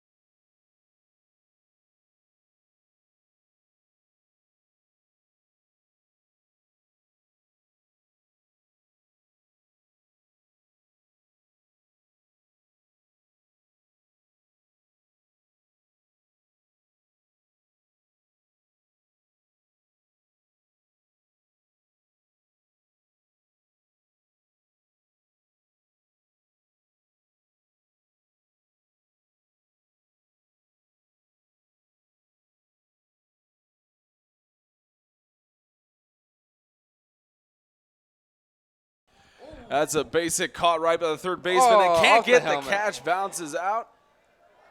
Looks like it hit off of the helmet of the runner. Just great reaction by the third baseman, too, and almost got it to second for the double play. Still 2 outs in top of the 6th. The Eagles down by 2, and they've had and we've already talked about, of course, the run that each team has had, but Dyersburg State, with losing 11-7 late last night and trying to stay alive in this tournament, they've got every chance here with just being down 2 runs. Yeah, and They're almost coming back. They're really close to coming back. Started to progress a little more in the middle of the innings and close to late in the game too. But really, they just gotta stay focused right here, and they're doing their job well. They haven't really, they've only had one error the whole night, so that's good for them. It's just more of their hitting basis now, of just trying to figure out where the pitches are going and just go with the pitch. So if that pitch is outside, then take it towards wherever it is for you. If you're a left-handed hitter, left field, or right-handed hitter, you go right field. So really, it's just more of trying to accurately take that pitch and get your timing down with it, so you can get a directional hitting for it. And safe on second. With McCutcheon back up, that's the reset of the batting order for the 5th time this game. And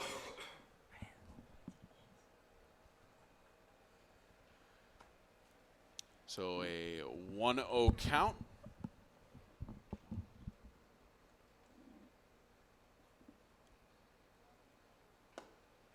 Now 1-1.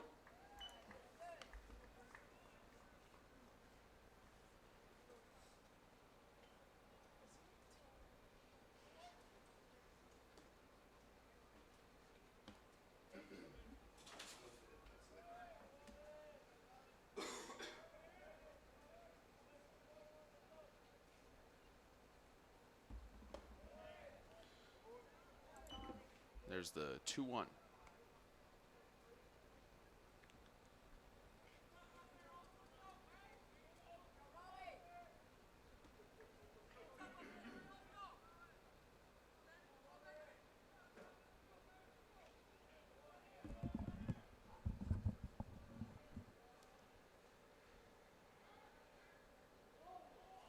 Oh,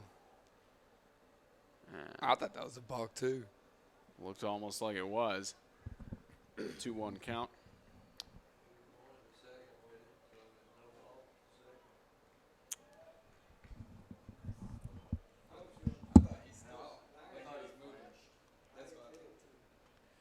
Leadoff's on first and second, 2 outs.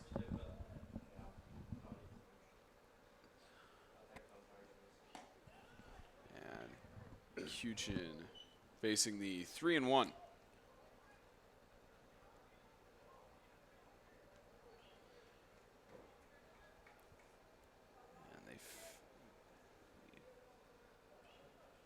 Chargers had a pitcher warming up in the bullpen, but no replacement as of yet.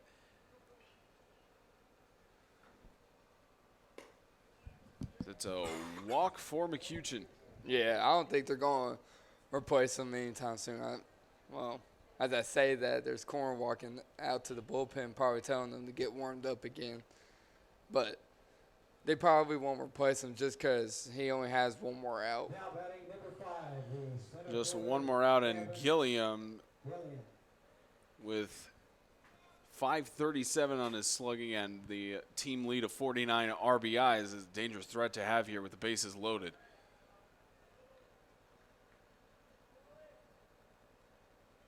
Especially with 3 home runs and 10 doubles throughout the season. And foul for 0-1.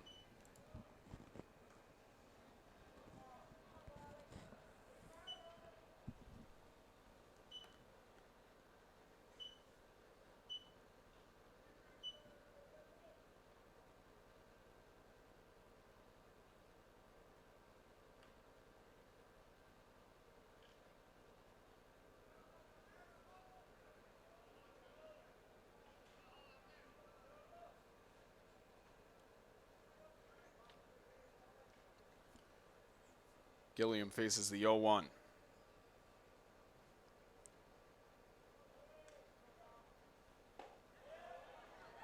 Great pitch there, too. Hitting that inside corner and making them buckle up.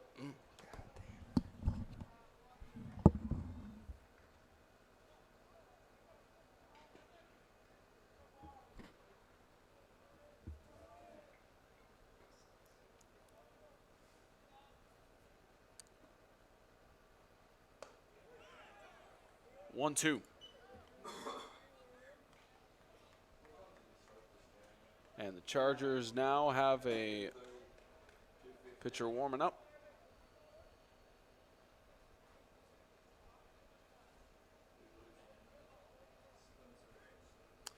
And Korn not liking the call on that one, just having a little bit of chatter with the umpire. Here's the 1-2. High up for an even count.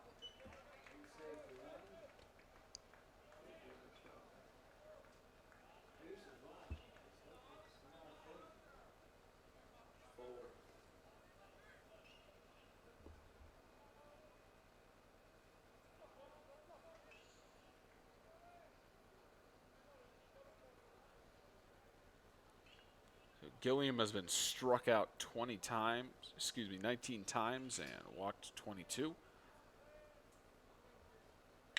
And gets a ground ball, third base, and tossed to second. He's safe! And another runner back home.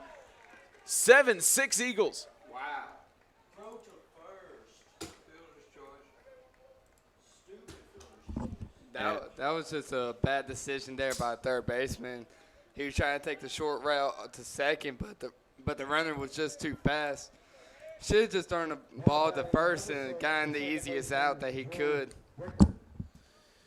Either that or he looked like he was right on runner to third base. Could have gotten the tag out there. Just an interesting choice by the third baseman, and now one run given up. And 7-6 as the Chargers' lead has been shaved down since the top of the third. Columbia State will try to get a response here as Drew Reckert with 495 on base and 567 slugging. Looking for home run number 6. There's the 1-1.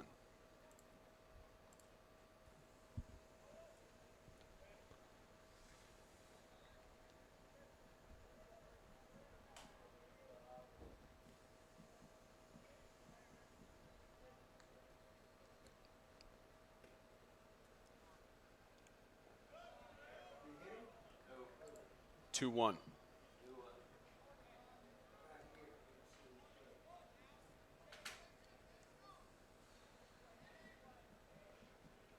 You've got a 2-1 count with 2 outs, and you're on the verge of either tying it or taking back the lead.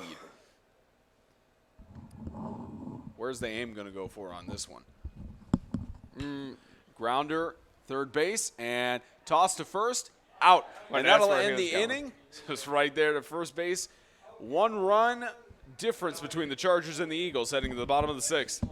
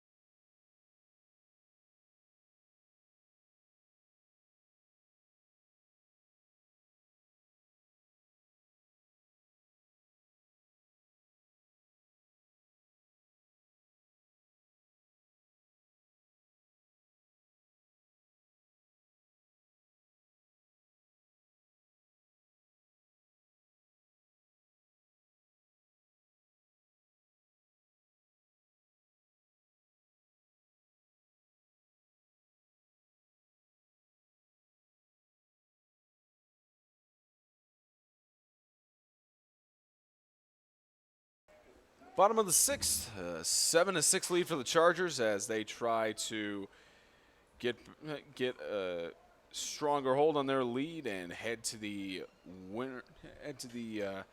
losers bracket semifinal against the Chattanooga State Tigers. A 1-1 count here for Dorian Berry. Spencer Thompson and Austin Ray bringing everybody the action here, and we're on game 2 of 4 today. This is the last day where we have 4 games in a row, and we're genuinely hoping, as that fouls out, we're genuinely hoping that we could see the entirety of the tournament because although the Senators, they don't have as much firepower as they did last year, they're still looking as dominant as ever.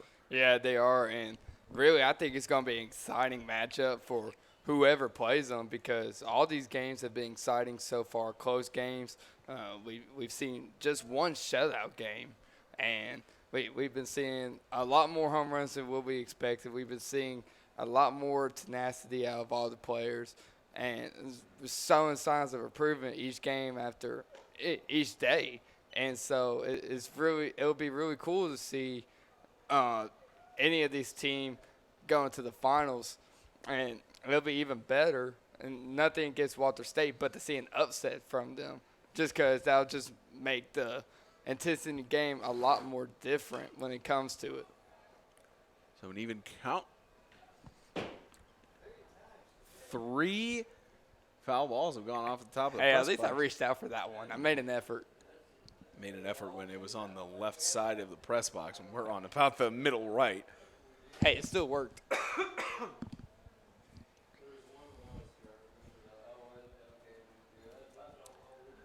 2-2 count.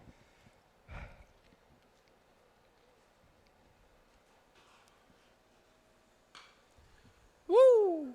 Coach Cornhat duck out of the way for that one. He's still got the reaction time in him. I think the best part was he didn't even know the ball was coming at him. He just heard it and ducked and covered when he was looking at his sheet. He was looking at his papers.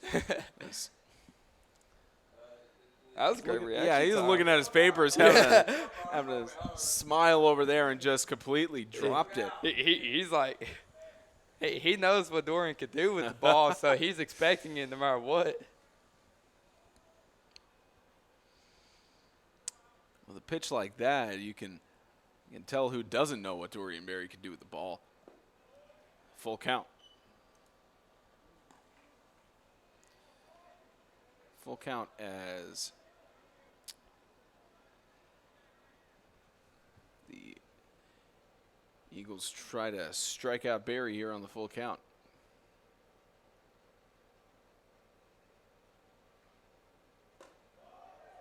And they walk him.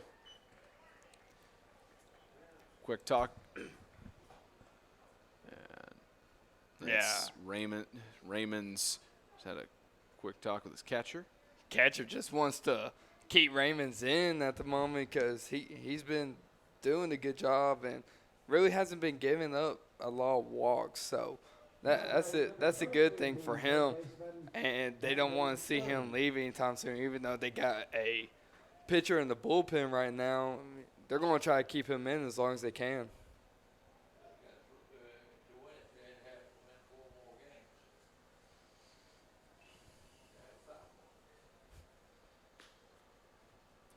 'Gordon goes for the bunt, foul.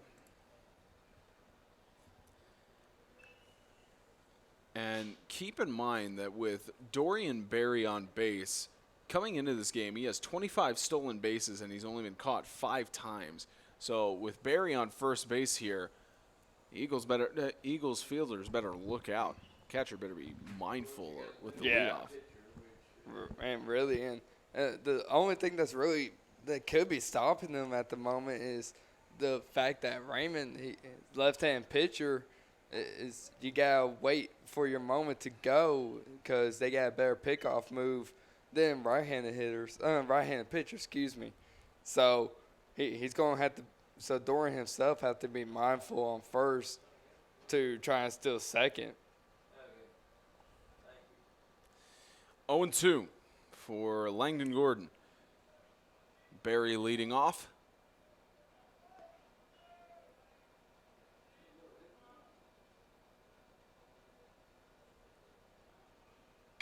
Gordon with a base hit, and quick toss to second slides in, and he got the double play.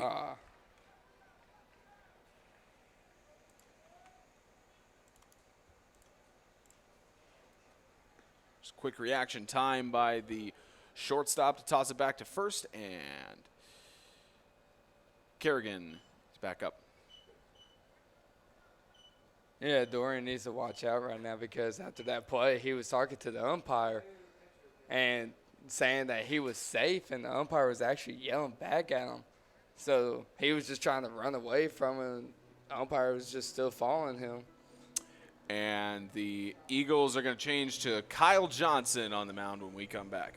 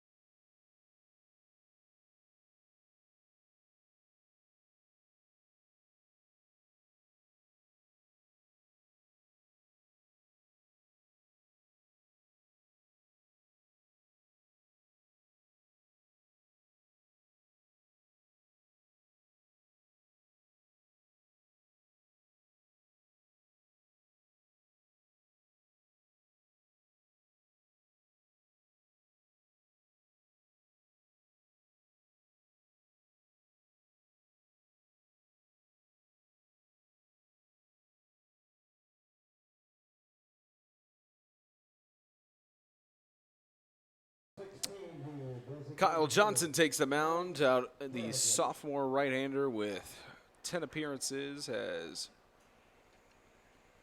pitched 13 innings with a 5.50 ERA, 17 strikeouts, and 10 walks. 2 outs in the bottom of the 6th. The Chargers have nobody on base.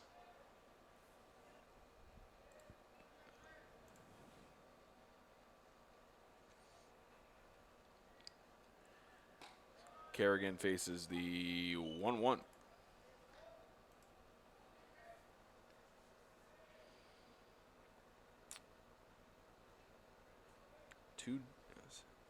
Nine doubles facing the 1 and 2. Been struck out 28 times. As Columbia State is trying to get a bigger leads as they have not scored since the 3rd.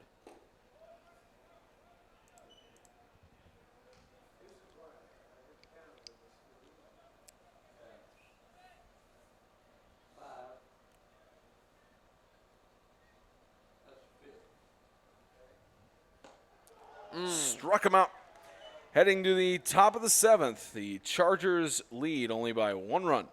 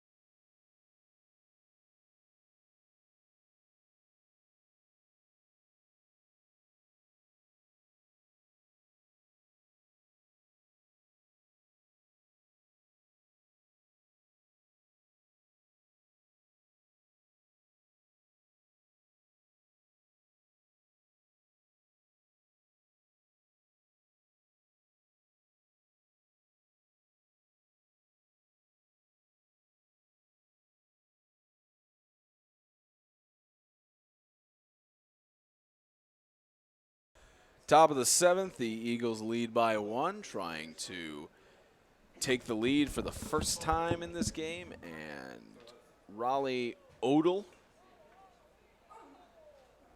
faces off against Louis Rodriguez, the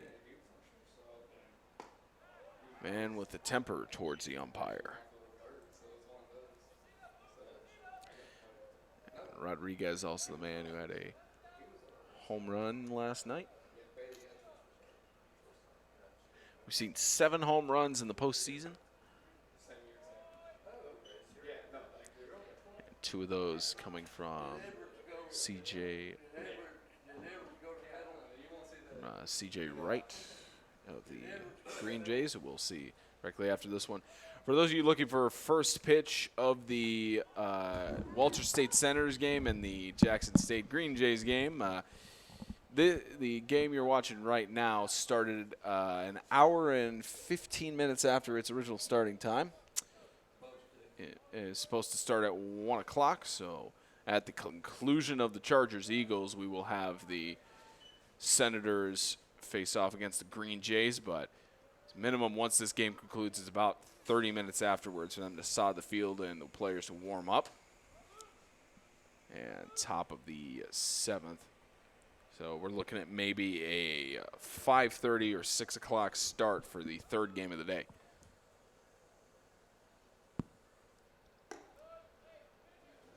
Full count.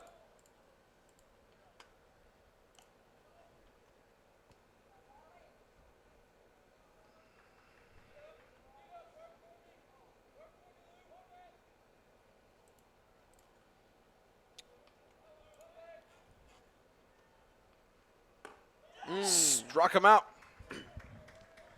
That's a great pitch to make him swing and miss.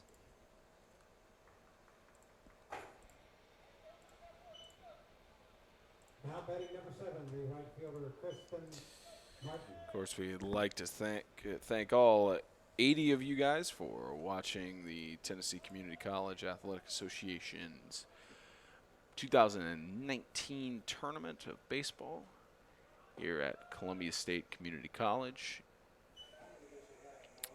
Dave Hall Field in Columbia, Tennessee.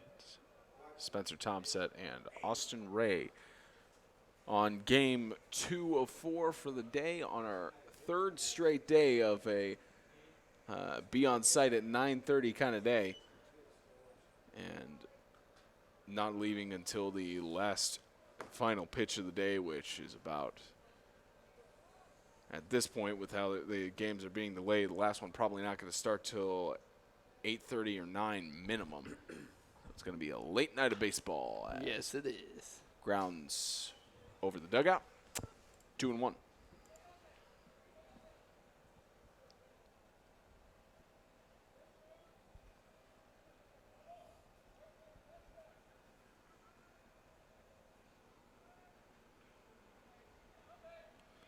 So Martin faces a 3-1. Martin with a 543 slugging and 16 doubles leads the Eagles in that stat category. Gets walked.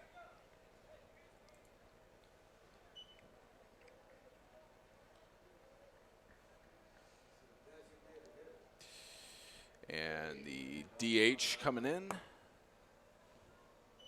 Eric Castro with a 222 average on 18 at-bats. He's got 4 hits and 1 run, but not gotten a single double or triple. Excuse me, he has not gotten a double, triple, or home run. 3 RBIs with strike 1.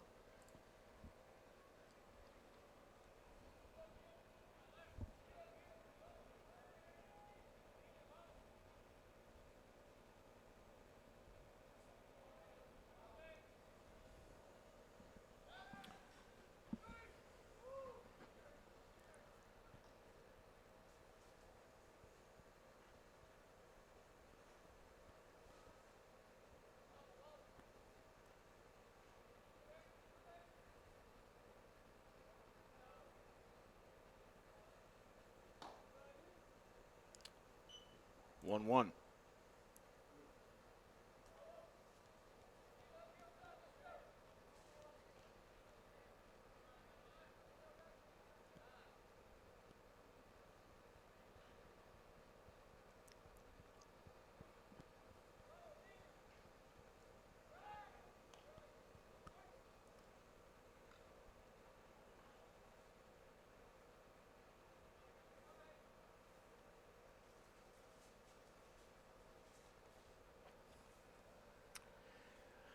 It's a 1-1 count with one out in the top of the 7th. The Chargers trying to prevent the Eagles from getting another run here. 2-1 count.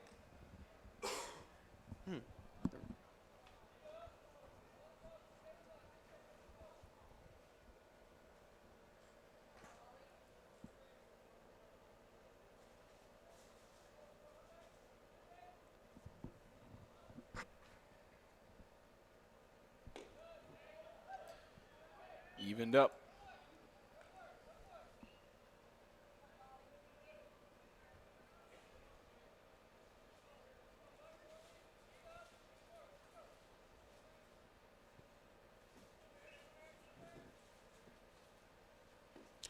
Struck him out.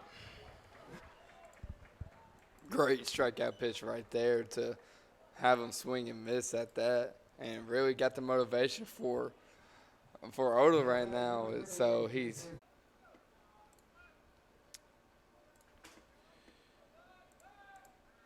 So a strikeout, 2 outs in the top of the 7th.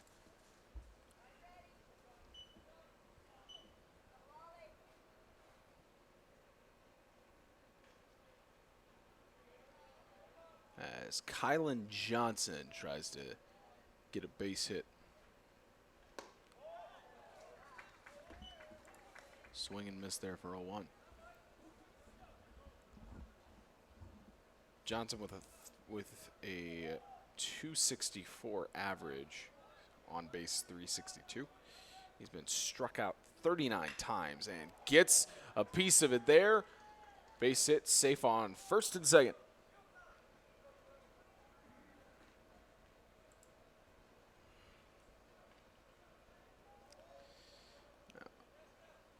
Van Gurion steps up with a runner on first and second. Now batting number 12, the first baseman, Will Mangrove.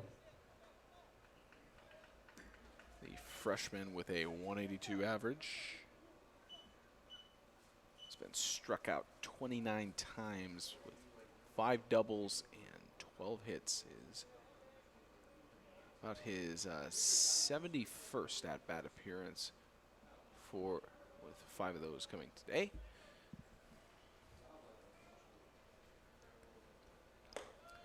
Odell for the 0-1.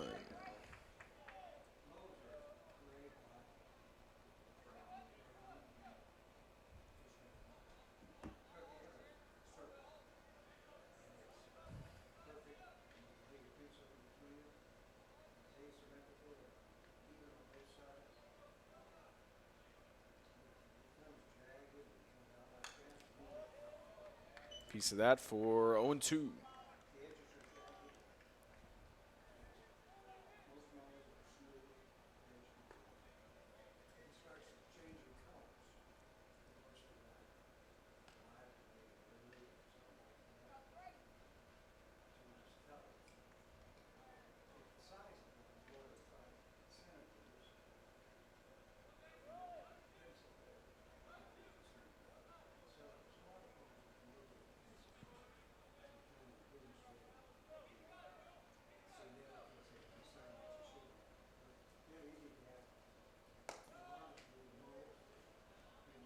One, two.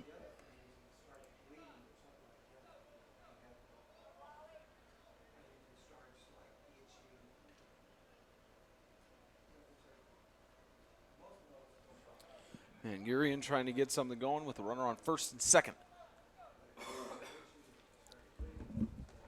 Odell. Strike 2. Excuse me, ball 2.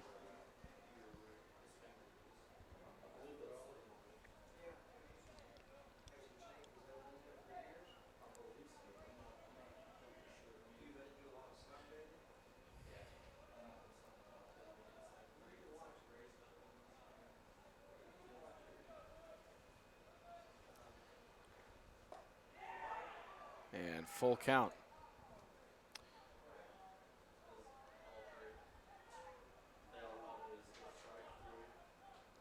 And the coaches of Columbia State not liking that call, thinking it should have been a strike. Quick mound visit. Yeah, he's just going to stay over at the dugout, too, just putting his case. But they're not going to overturn it. They just want him to really make sure that he's getting the right calls.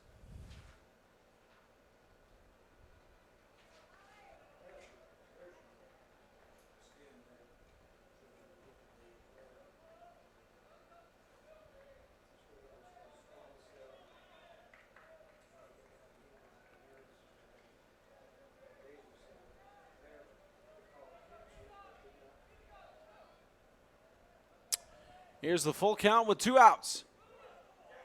And struck him out. Great pitch, too. So now for the 7th inning stretch, 2 left on base. And now now Dyersburg's coach talking to him. Irisburg coach talking to the umpire, but time for our 7th inning stretch. Yeah, so during the 7th inning stretch, we always ask people on YouTube to leave shout-outs, and we got 3 shout-outs today.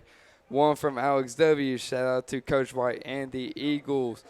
We got one from Ryan Odell, shout-out to my little brother, Rayleigh Odell.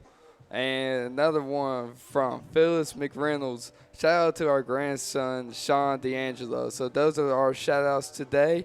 You can always go and post on YouTube that you want to shout out, and every game we'll always make one out if you post one during the 7th inning stretch.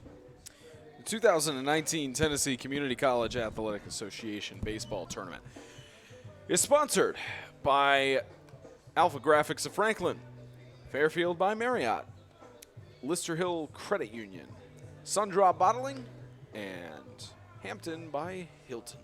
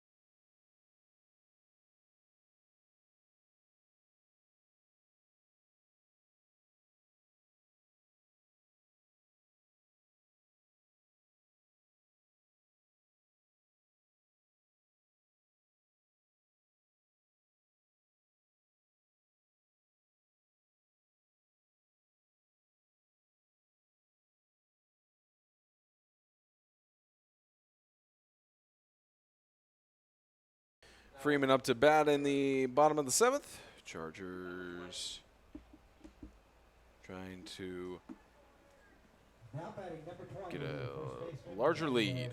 Freeman.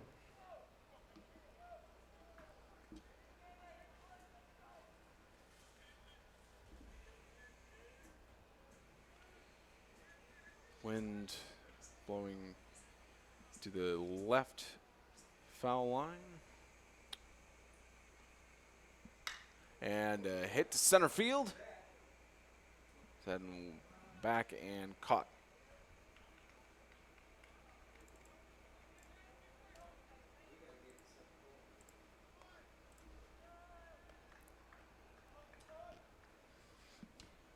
Now batting number 17, the right fielder, Cody Hutcherson. Hutcherson with a 275 slugging. After seeing that hit at 225 average. And he has been struck out the most times coming into this game of any of the Chargers. Actually, correction, second most is teammate who just got out there, Daniel Freeman, has struck out the most. But he's made up for it with 22 RBIs and 27 hits. So Hutcherson on the 1-0 gets a grounder it past is. the third baseman and base hit. No matter how many times you've been struck out, you can always redeem yourself. Yeah, definitely. And saw base hits like that are the ways to do it too. And again, for those of you wondering when the Senators Green Jays game is going to start, the truth is we don't know either. Bottom of the 7th here. Once this game concludes, it'll be about 30 minutes after that of when the third game will start off. We're going to give you a guess of maybe about 6:30 of when the first pitch will happen for that. And toss back to first. He's safe. 0-1.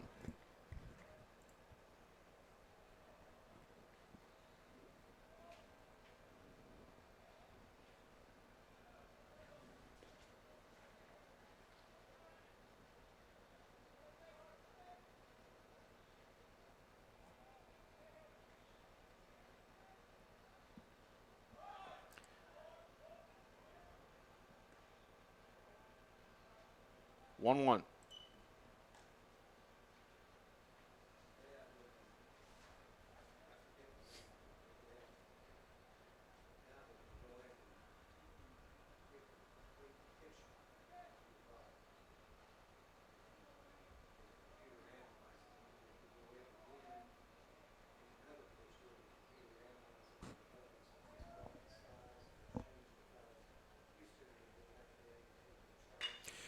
Base hit. There it is. Going back to the outfield. Safe on first and second. The Chargers are starting to get some momentum.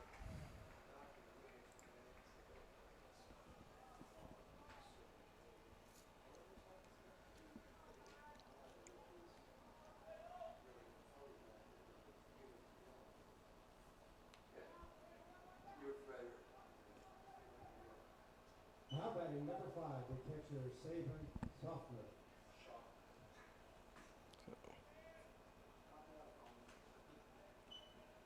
Schaffner up to bat.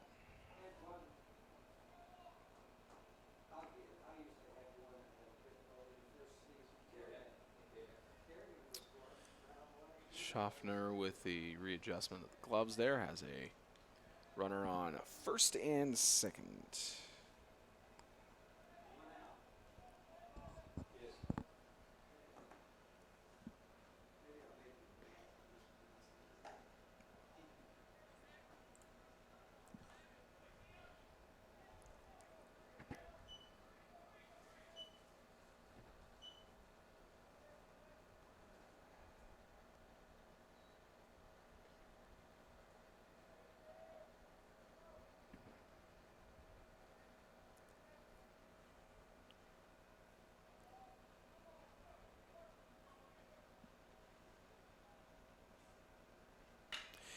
Gets a hit to left field. How about getting all the bases loaded? No outs in the bottom of the 7th, and the Chargers have a chance to increase their lead. Now batting number 32, the left fielder. And Christian Nave, the 262 slugger, has 6 hits and total of 4 RBIs, not as. And visit to the mound. Looks like we're going to have a pitching change for the Eagles.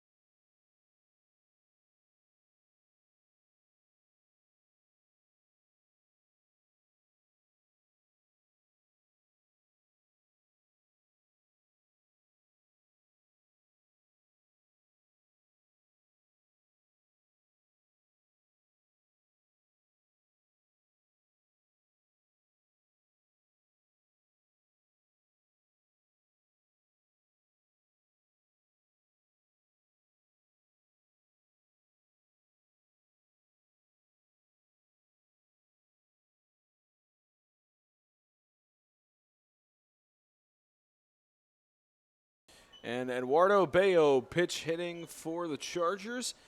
And he's up against the new pitcher Christian Colazo. Colazo with a 4.03 ERA, 44 strikeouts, 27 walks. He has not played a complete game, but has the most appearances of any of the Eagles pitchers at 25. Has a 2-4 win-loss record and has allowed 3 home runs. So we've got bases loaded here for the Chargers with only 1 out. And Columbia State in a very good position here to increase their lead. And Bayo with a 230 average, 311 slugging. There's 4 doubles, 9 RBIs, and 1 triple. Outside.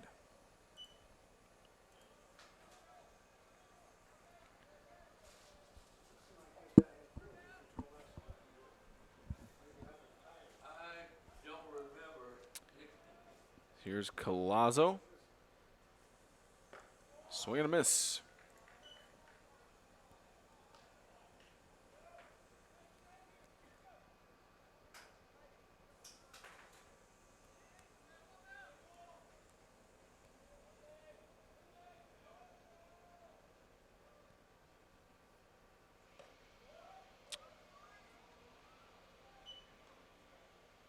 Two one.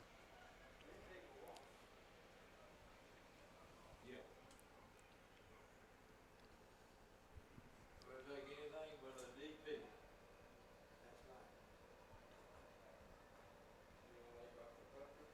No, I don't like that. Not in this situation. 2-1.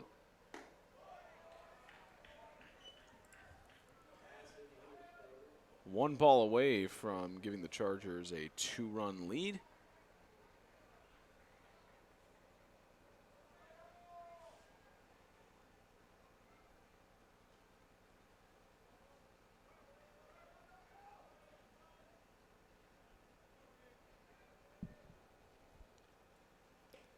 Outside, and run number 8 for Columbia State off of a walk.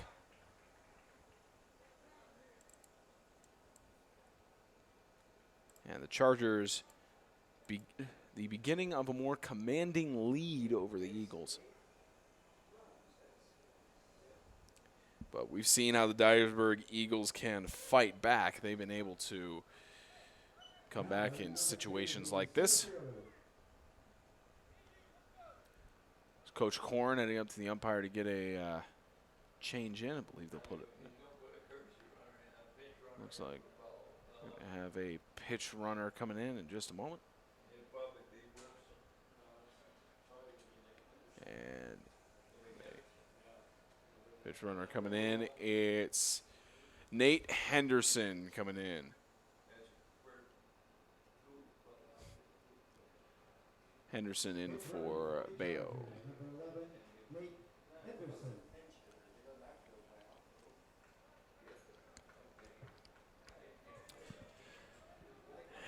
And full bases as Adarius Pugh steps up to the plate.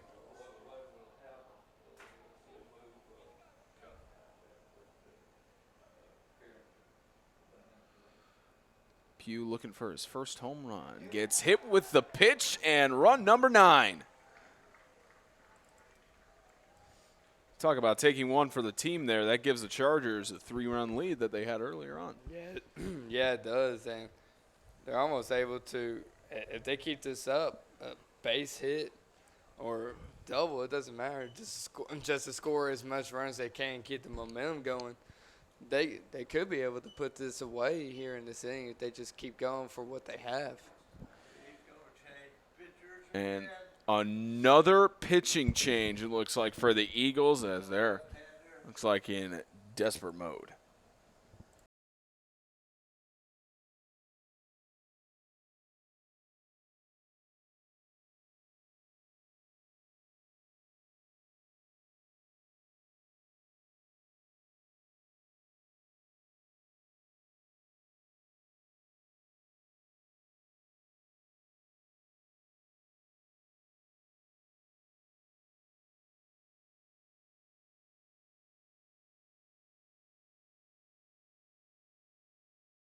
So no pitching change for the Eagles just yet. Just needed to try and get the composure together for Collazo. But Dorian Berry stepping up to the mound, who has a .526 slugging percentage.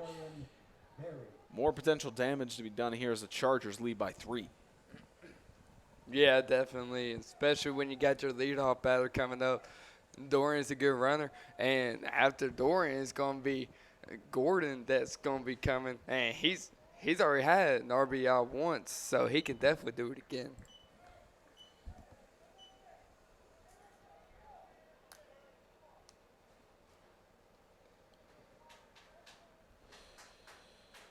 Just remember, the highest score we have had in the tournament thus far was 17-9. As a grounder, it's picked up, tossed over to home and out. Runners safe on all bases. We now have 2 outs.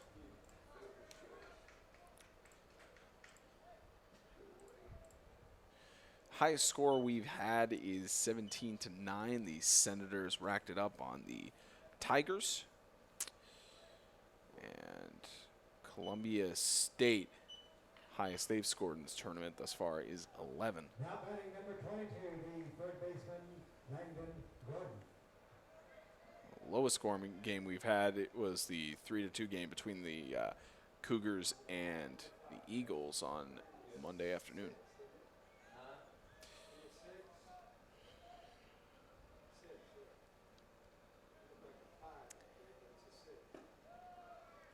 And with Gordon up to the plate with 40 hits and 19 RBIs, 1 RBI today. Faces the 0-1 with bases still loaded. Gets a grounder. Shortstop picks it up, toss over to third, and that'll end the 7th inning. 3 were left on. 9-6, the Chargers respond and take a 3-run lead.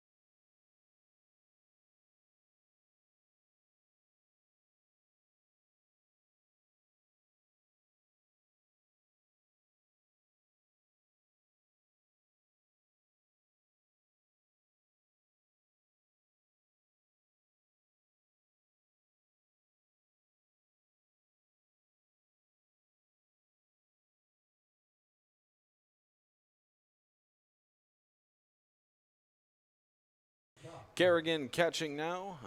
Schaffner moved to the outfield. And Spencer Kalen is pitching now. Chargers with a 6.06 ERA after appearing 16 times and pitching for 43 innings coming into this. He has 32 strikeouts, 16 walks, and 2 home runs allowed. And here in the top of the 8th, the Eagles are down 3 runs, 6 outs left on their season as well.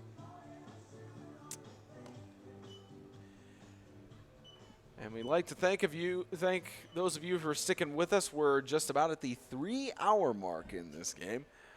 And we got 2 innings left. 2 innings left and 2 more games to go in our coverage today.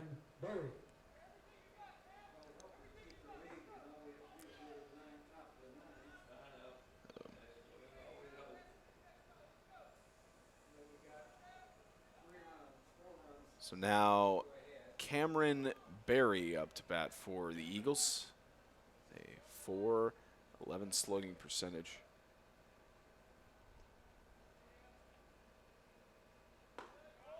Base is strike one.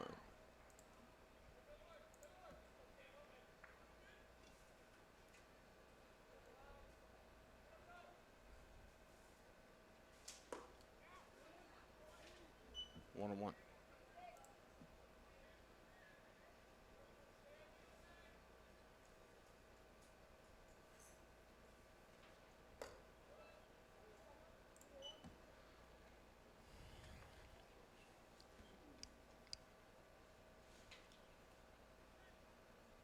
Again, the winner of this faces off against the Chattanooga State Tigers later tonight. That game's set for first pitch at 7:30, but if you're seeing the time right now and the third game has started, that's not going to be the starting time.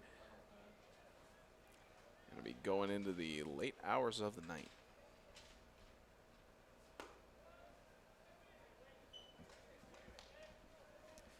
Three and two the count, full.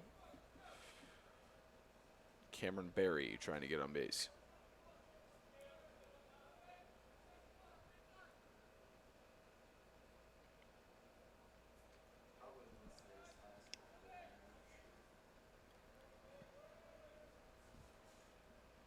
Three-two count. And struck him out. So out number one. 5 more outs left on the Eagles season.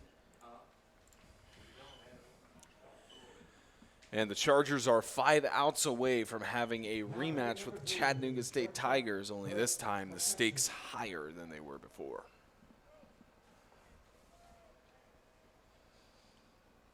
McCutcheon.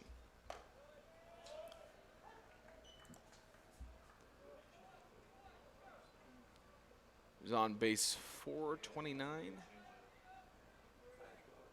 And when he gets on base 11, stolen base with only being caught once. Grounder to the third baseman, jumps up and can't get past it fair. And heading in towards second base, he's going to try for the double. Successful. Make that double number 10 for McCutcheon.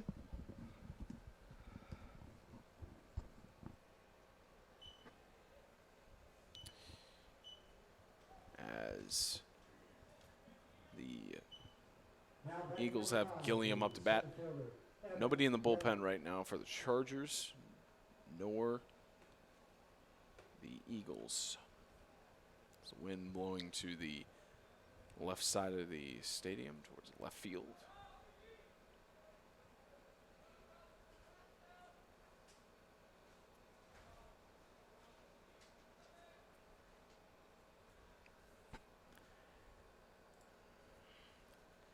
Lead off on second. Foul.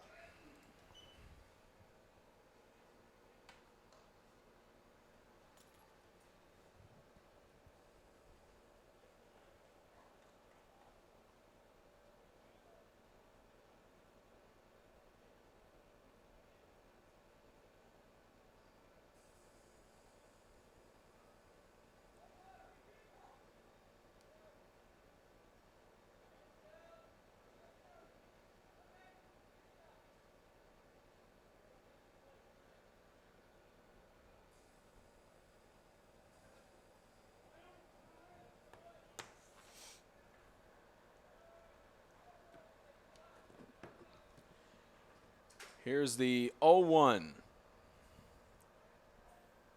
Gilliam with a runner on second.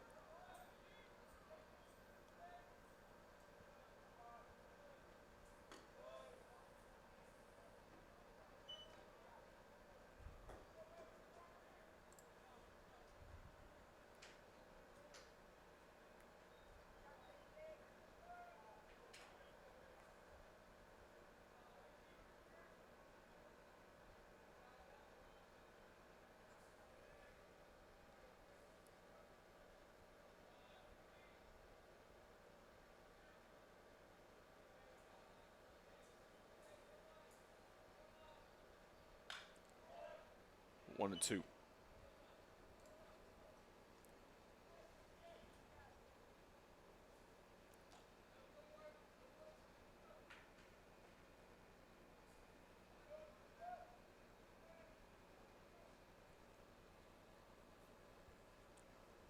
Dyersburg and the Chargers in the top of the 8th, trying to keep their season alive.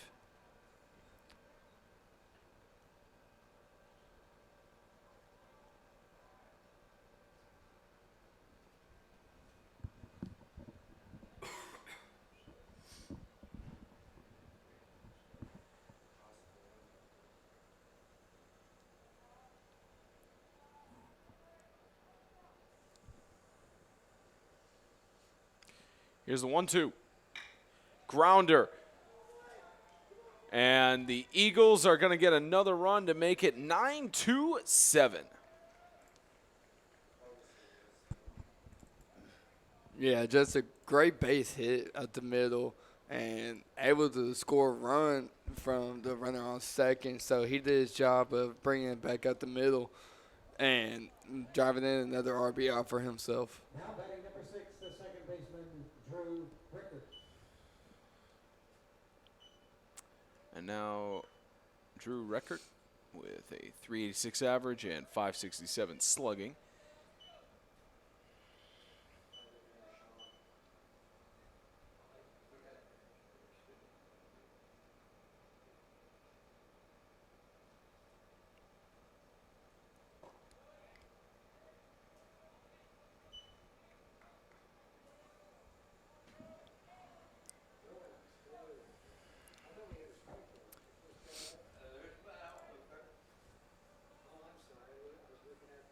Right, yeah.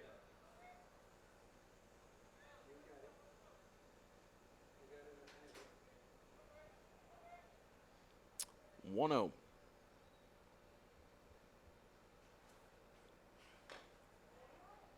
Foul for the 1-1.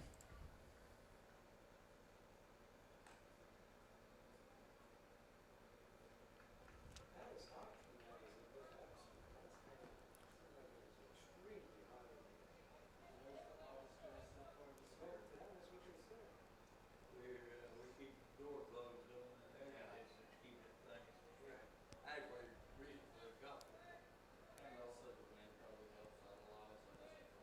Yeah. Yes, it is. The 1-1 for Record. Tag on first.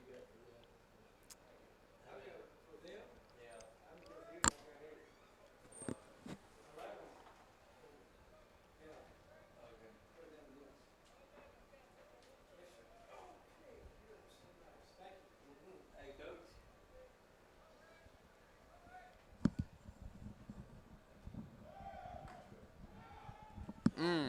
Dive Bad to throw. second and not aimed on time. Just a bad throw right there, wide right. Just wide right, and runner now on second.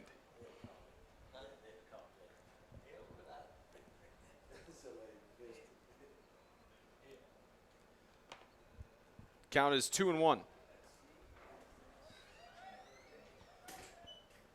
store base. Down there. So with that stolen base there, the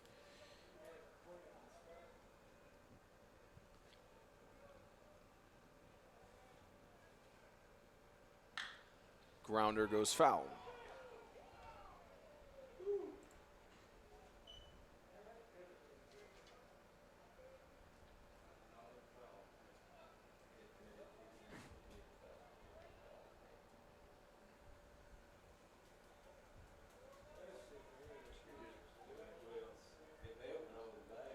Top of the 8th in the loser's second round.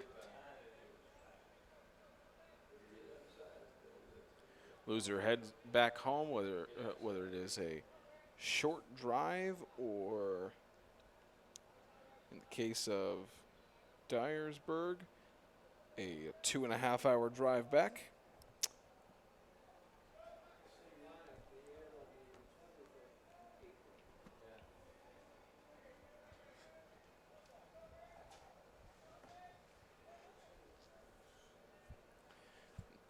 Whether it's a short drive or 2-hour drive back, nobody Man, wants to head that that way. one's Going gone. towards the fence, That's gone. out of the park. 2-run homer, and just like that, the Eagles tie it up in the top of the 8th. Wow.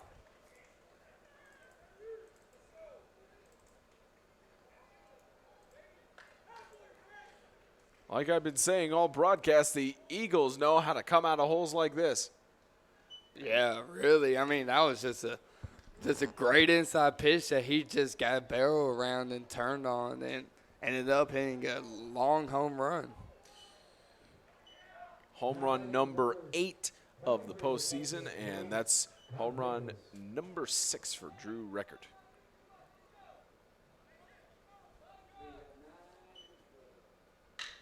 Grounder, shortstop can't make the catch.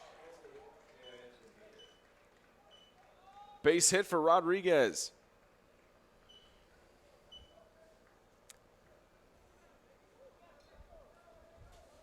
And Kalen on the mound. 6 there against Martin.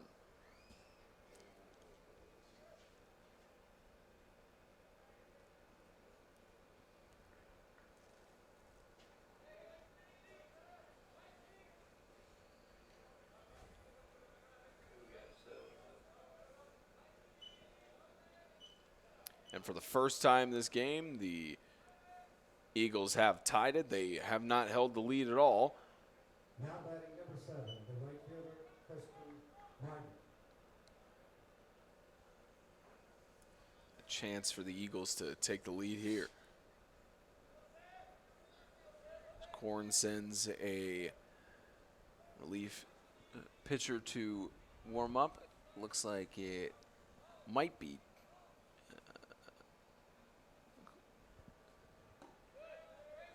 couldn't quite catch the number on the relief pitcher there. It looked like it was looked like it might have a 20 in it. Might be D'Angelo warming up.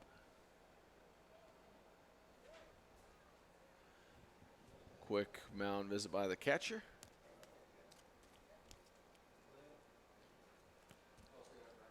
Two-0 count.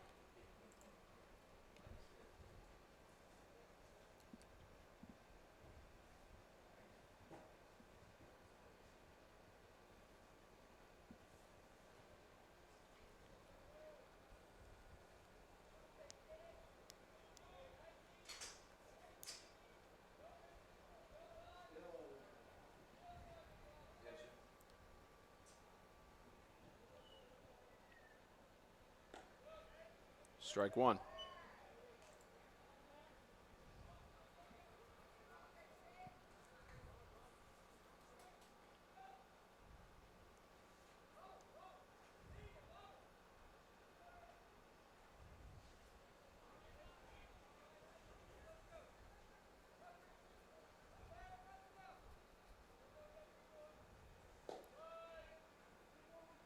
Three one.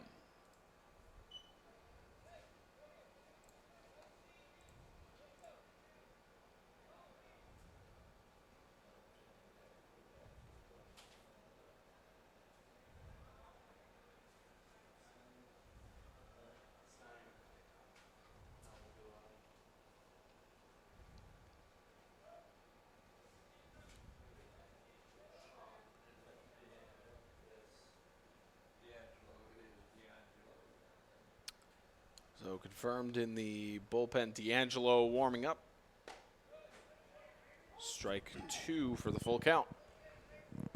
Yeah, this umpire's been really late on calling balls and strikes, so we always have to wait and anticipate what he's going to say.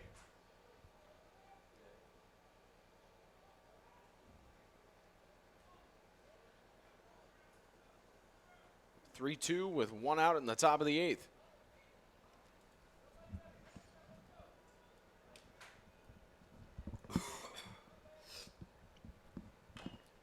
And foul.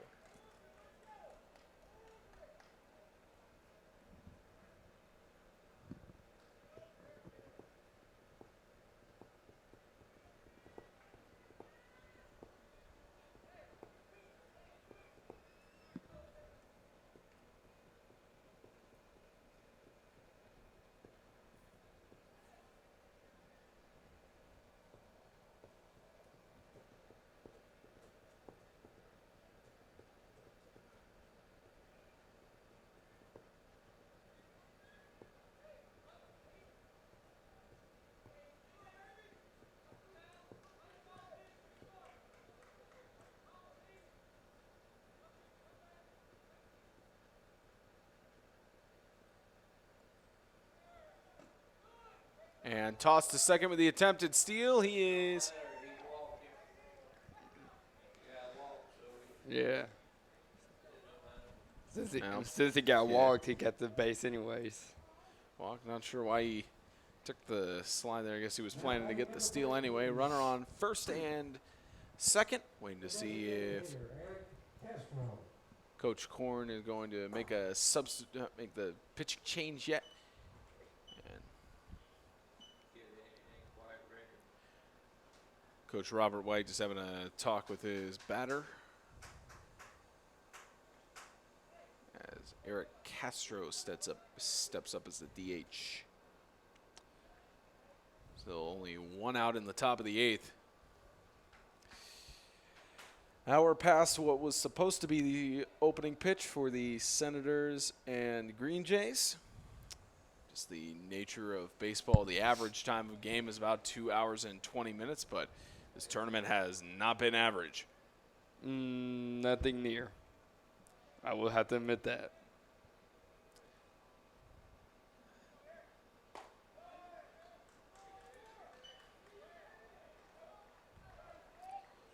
Chargers tied at 9 each with the Eagles. As Dyersburg tries to hold on.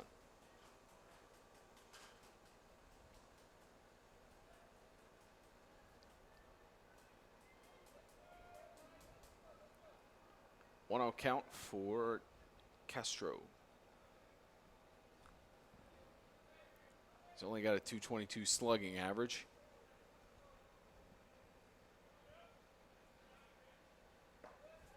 Strike.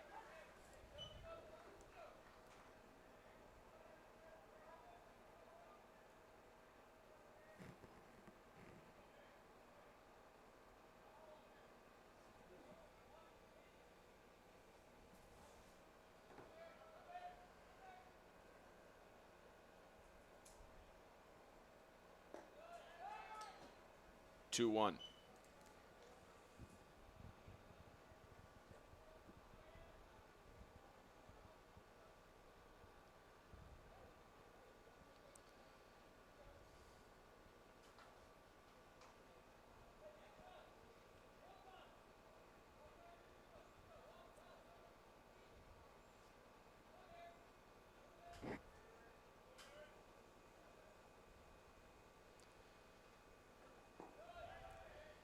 Three one.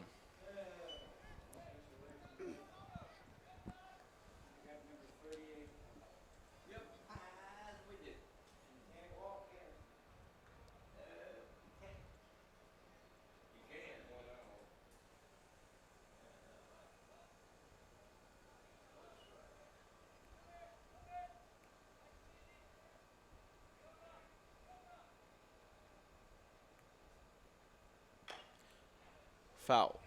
Full count.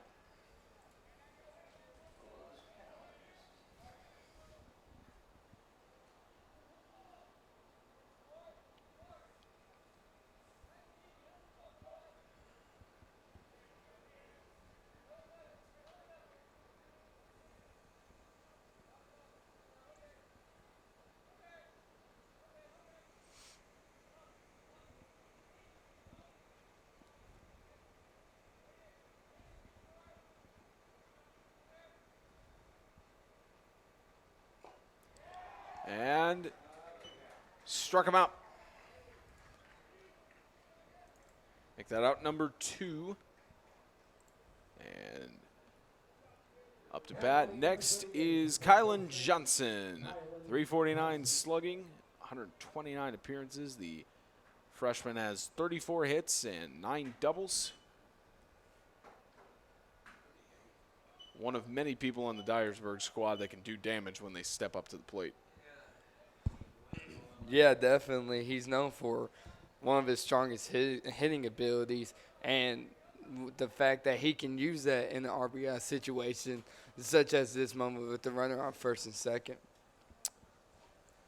Length thus far for the game, 3 hours and 18 minutes. Swing and a miss. Getting close to the same amount of time as the previous game between the Tigers and the Bucks. Around the same score, too, where it was 13-9. This is expected when you're in the loser's bracket and it's a winner-take-all situation. It is, but they're putting their hearts out into this game right now. And they got to remember that they got a game later on today, too. I'm sorry, I keep forgetting the bracket, but they do have another game later on today to see who's going to go into the finals for the losers bracket. The Tigers await the winner, and first pitch scheduled for 7:30, but there's another game in between, so likely at this point about an 8:30 or 9 o'clock first pitch. It's tied up.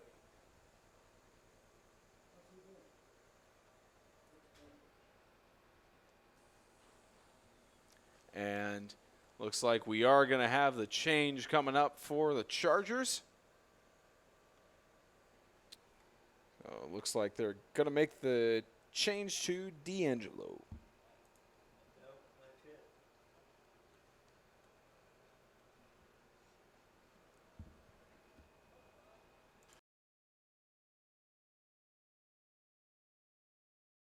No change to D'Angelo yet, just a discussion between Korn and the umpire. One of many moments we wish we had put a lapel mic on them to figure out what was going on.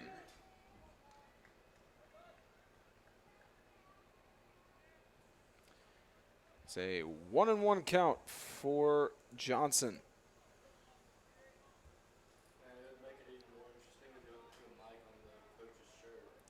Oh, yeah. Without him knowing it.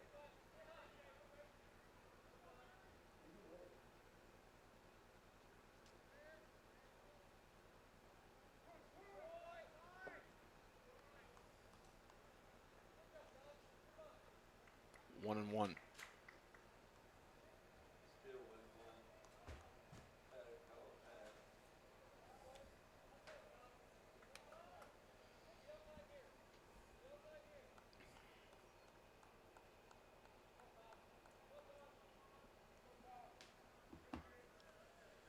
One and one with 2 outs in the top of the 8th.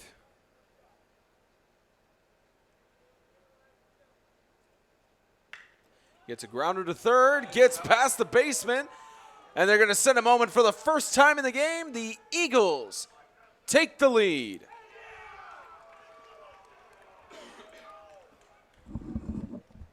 Just a solid base hit up the left field line too. Got over the third baseman right there, and really couldn't do much about it off of a bad hop. So now for the first time in the game, the Eagles take the lead, and one of the Eagles players is down injured, gripping his knee. Oh, probably his hamstring injured here, and he's going to be looked at.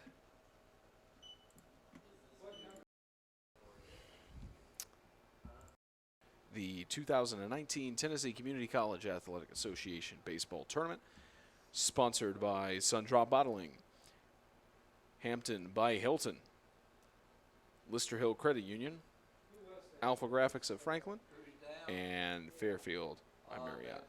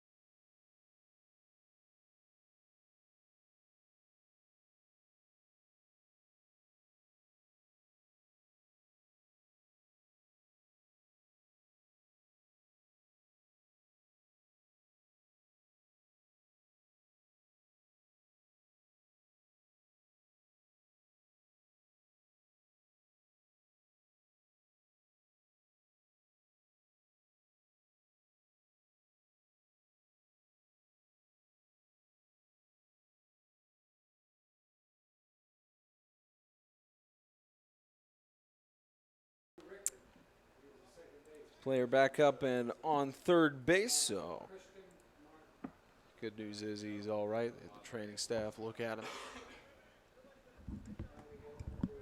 And up to bat now for the Eagles, Will Mangurian. With a 182 average. Now batting number 12, the first baseman, Will Mangrum. Of course, we'd like to thank everyone tuning in here, all 90 of you watching. And again, the Senators and the Green Jays are awaiting the conclusion of this game to get started. 2 outs in the top of the 8th. That game will have first pitch directly after. And the main 2 reasons for starting pitch being delayed, the first game today between the Tigers and the Bucks went on for a total of 4-hour game time. And this game here is almost at the same score. It was 13-9, and we're reaching about 3.5 hours. Here's the 0-2. Swing and a miss. Struck him out. Heading to the bottom of the 8th. The first lead of the game for the Eagles. They get 4 runs in the top of the 8th. Chargers trying to respond, down 10-9.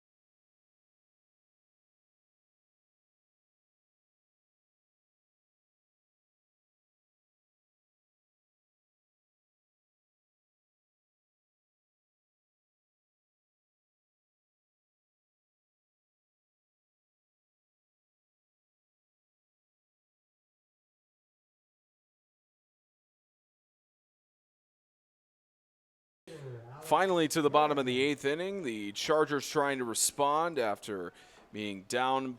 The Chargers now down by 1. The Eagles responded by having 4 runs in the top of the 8th. Chargers trying to get a response here as they look to Kerrigan for leadoff for the bottom of the 8th.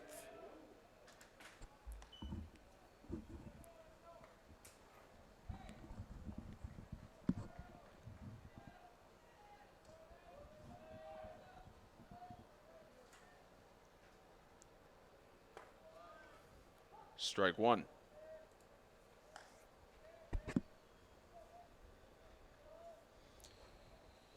And as expected in a winner-take-all situation, it's getting close to 4 hours on game time here as neither team wants their season to end today.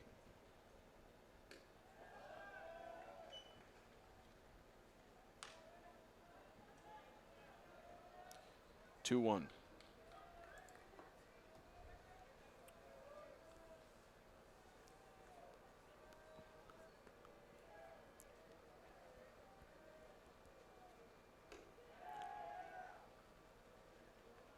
Three one.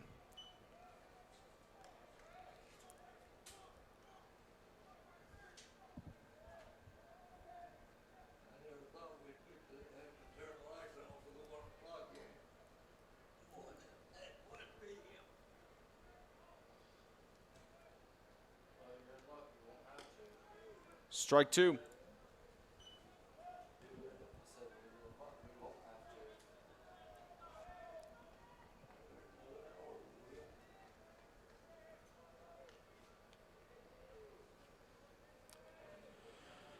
Full count for Kerrigan. Fouled out. And of course, softball hosted just across the way for the softball tournament. They have pushed all of their games to today due to the incoming rain tomorrow. At this point, no possible way for baseball to do that with two games guaranteed left, and adding, trying to get 4, possibly 5 games with the daylight running out. So only 2 games left on the schedule. And runner on first. Now batting number 20, the first baseman, Daniel Freeman. Daniel Freeman steps up now.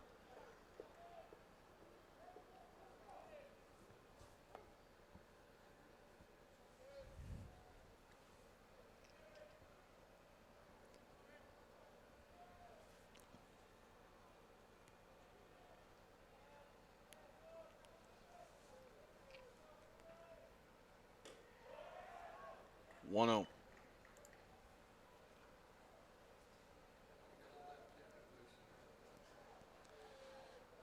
Lefty loosening up in the bullpen for the Eagles. And the Chargers have another pitcher just warming up in theirs. 1-0. Ruled a strike for the 1-1. As you said, Austin, it was just a little delayed on the call there with the catcher standing up. Yeah, I don't know what it is really, if that's just how he does it or if he's actually thinking if it's a strike or not. Lead off on first on the 1-1. And a wild pitch into the dirt. Second base advance. Now a runner on second, the Chargers chance at a scoring play here if it's a decent base hit, but get into a better scoring position with the leadoff. 2-1.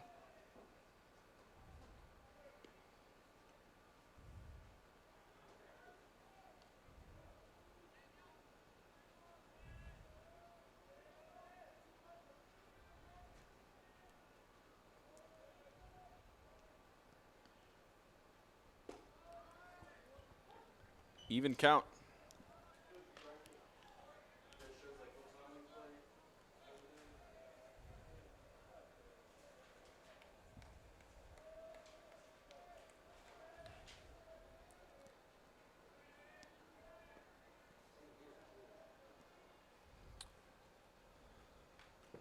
Got a piece of that for the foul.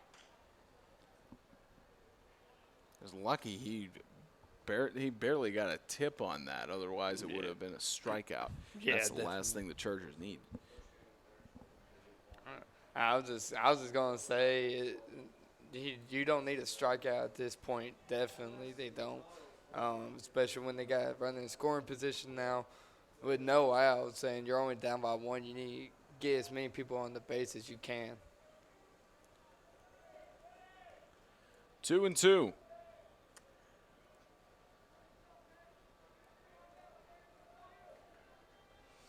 Collazo struck him out.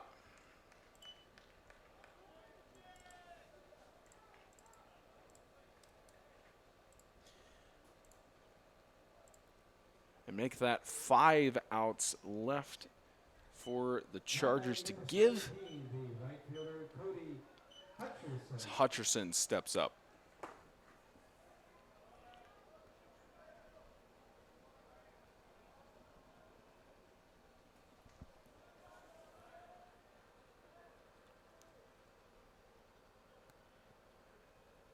And base hit gets Past Yes, the and he's shortstop, going. can't make the Let him go. catch. And just like that, the Chargers Ah, out. my gosh, what a throw. What a throw from the center fielder on the line in the one hop. Center fielder getting the deep throw, and the Chargers had a chance to tie it there. Couldn't get to the home plate in time, but a runner on second. Wow, I'm speechless about that throw right there. Now batting number 27, the second baseman. You know, we've been talking about all tournament. The right fielders have a cannon for arm, but the center fielder just completely darted it.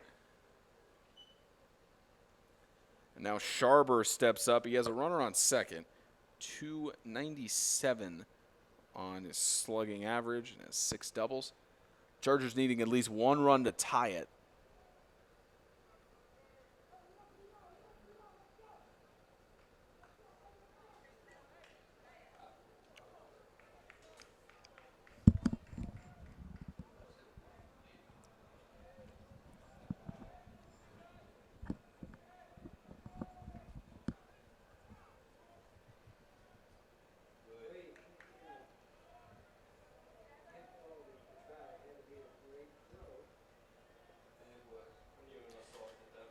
Bottom of the 8th. Go, go. Side wild pitch There it is. and advance to third. You were hoping he. I was hoping he would go. go. It's an easy pass ball, and the catcher all he did was just jog for it. He wasn't full sprinting or anything. And plus, now this gives the batter the advantage to hit a line drive up the middle or into a gap just to score a run and tie it. Runner on third. With 2 outs in the 1-0 count, Collazo gets a strike on him.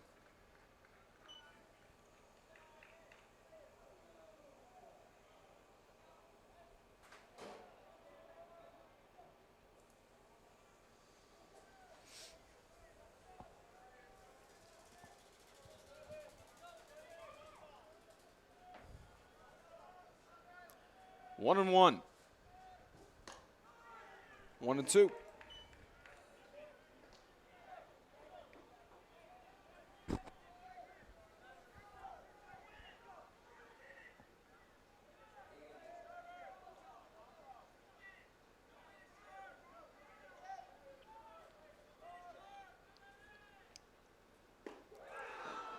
Struck him out. Oh, wow. Headed to the top of the 9th, the Eagles have the advantage, looking to up their lead by more than 1 run.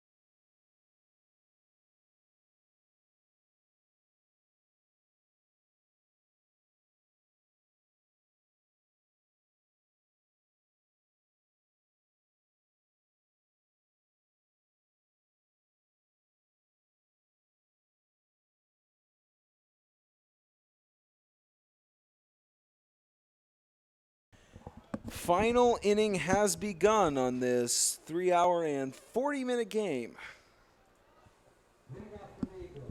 Sean D'Angelo now on the mound for the Chargers with a 4.49 ERA, 36 strikeouts, and 17 walks out of his 14 appearances with 46 innings pitched.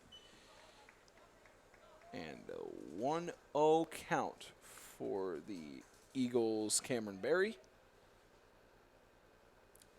421 on base. Grounder, fouls.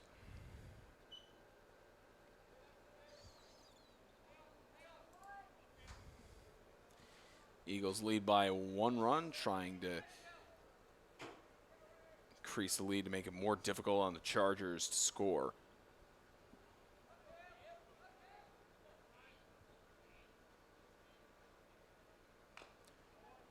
Foul number 2.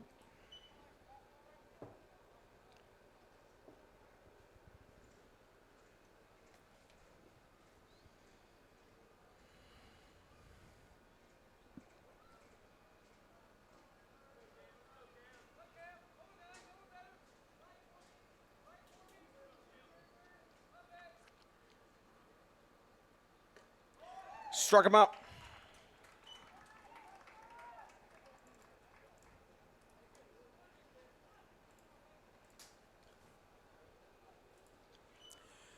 D'Angelo, the closer, gets a strikeout, and we'll try the same with McCutcheon, who's been struck out 24 times, but has a 404 slugging and 339 average. One of the more difficult things to do. Strike 1.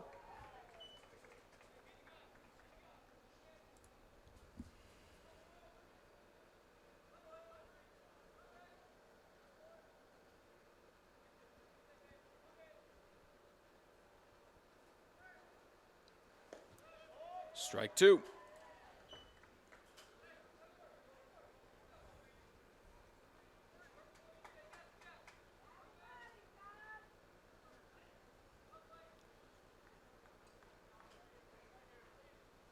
Here's the 0-2. Grounder. Third baseman. Quick toss. Is he out? Yes, Out. he is.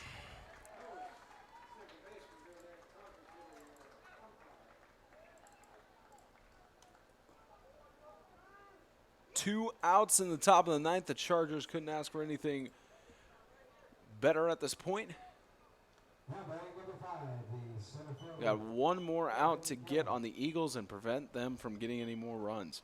Yeah, and Columbia needs to do something here when they get back up to bat, because they only got one more shot left. But they can do it. They're a good hitting team and they're a strategic team, so they just need to focus and do their job correctly.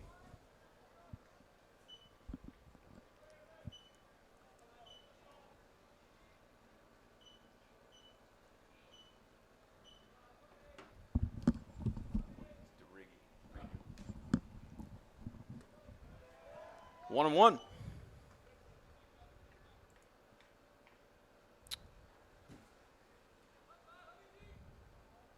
Gilliam has only been struck out 19 times in regular season. The Eagles have not updated their statistics.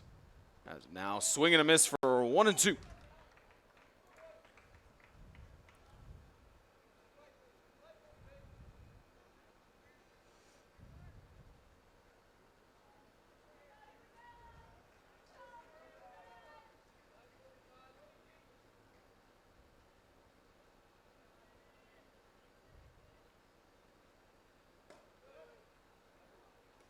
Two and two.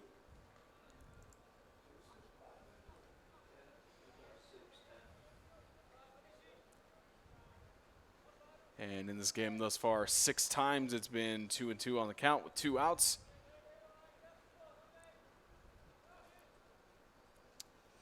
Here's the 2-2 pitch. Grounder, third base, goes through his legs. And a base hit for Evan Gilliam, but ruled an error.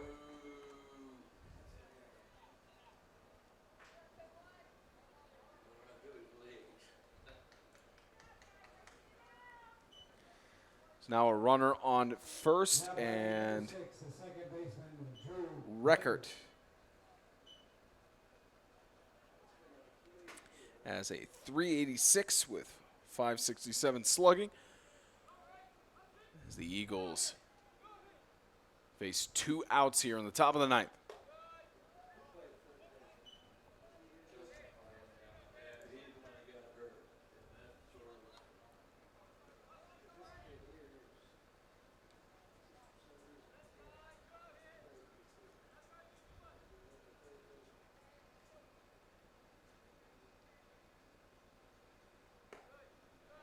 Straight ball 2.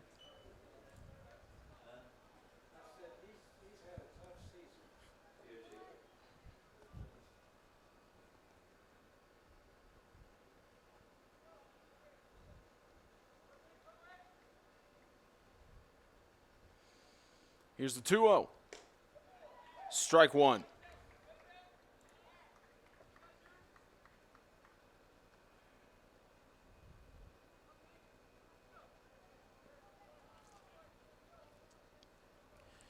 Box score right now, 10 runs for the Eagles with 14 hits and 1 error.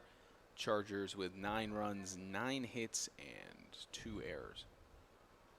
That second error coming just a few moments ago. 3-1.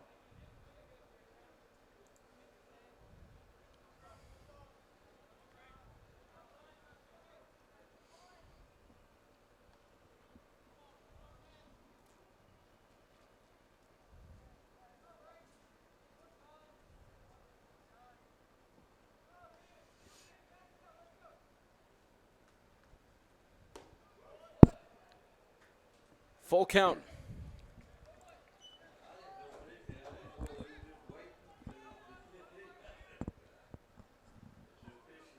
Full count, 2 outs, top of the 9th. Record struck out 26 times in the regular season.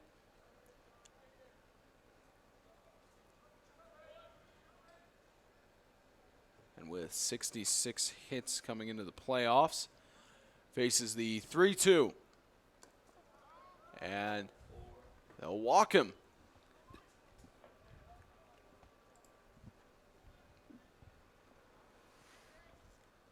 Runners now on first and second with Dyersburg's Rodriguez back up, and he's been able to do some damage for the Eagles.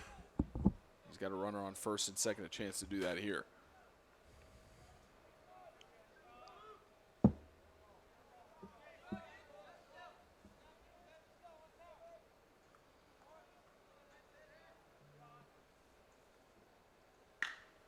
And hit to left center field. The catch not made and slips at third, but that'll be run number 11 and 12 for the Eagles. Oh, my gosh.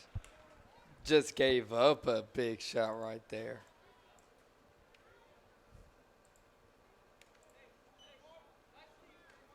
So now a 3-run lead for Dyersburg with a runner on second.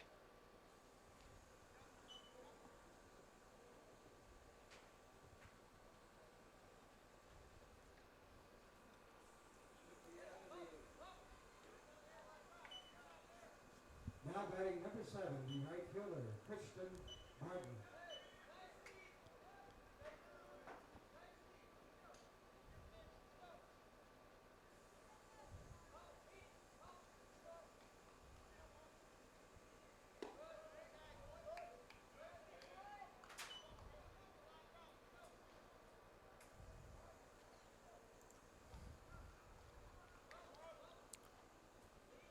Martin with the 1-0. 543 on his slugging. Gets grounder foul.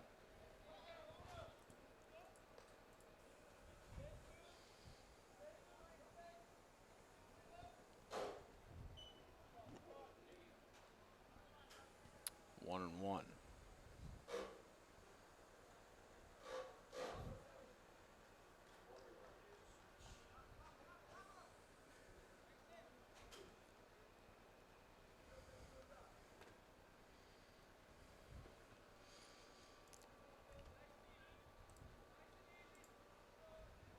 1-1.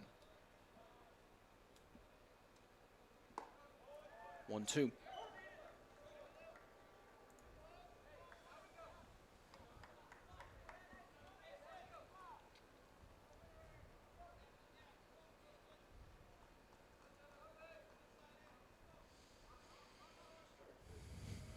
With the encouragement from Robert White. Gets a hit to center field. Going back. And the Chargers are down 3 runs heading to the bottom of the 9th on the last 3 outs of their season hopes.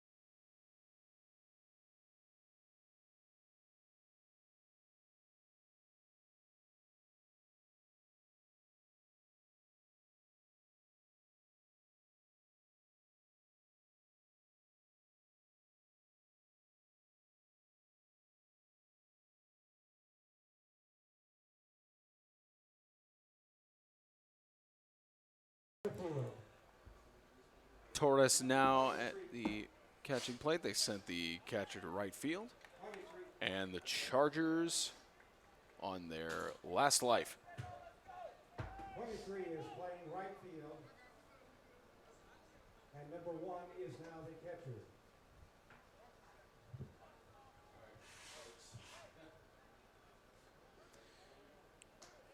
Bottom of the 9th. Chargers have a chance to win it with 3 runs. A chance to win it with 4 runs, 3 to tie it.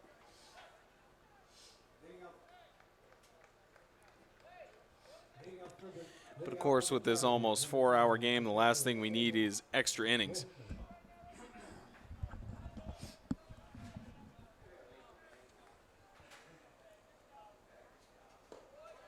Strike 1. Schaffner. 231. He's 3 for 4 today. Looking to go for 4 for 5 and gets the grounder right to the pitcher. 1 more out. 2 more outs.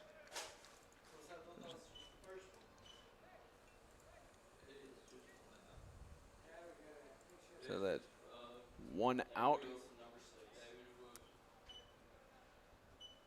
Now David Wilson into bat with a 281 average. He has 3 triples and 7 RBIs. It's out of a total 57 appearances, the freshman trying to get something done. Pitch hitting for the Chargers, number 6, David Wilson. Wilson pitch hitting here. We'll see what he can do.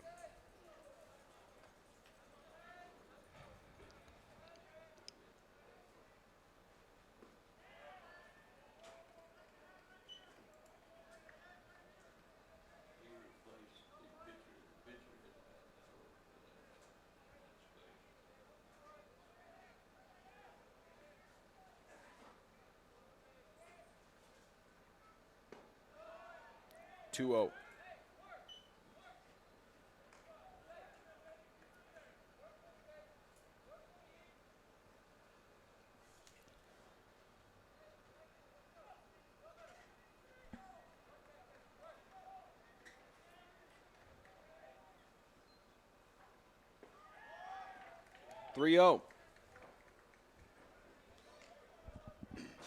He's just got to be patient right here. 3-0 count. And he may throw one down the middle, but you just got to be patient and see what's going to have to happen. See what's going to happen with the batter and the pitcher.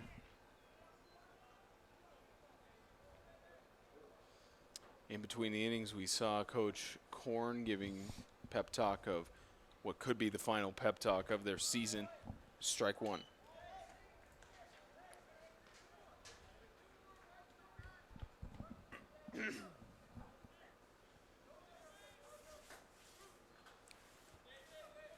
As the Chargers face a 3-run deficit. Gets a They got grounder sawed hit, off. sawed off, and it's an out. One more on the Chargers season.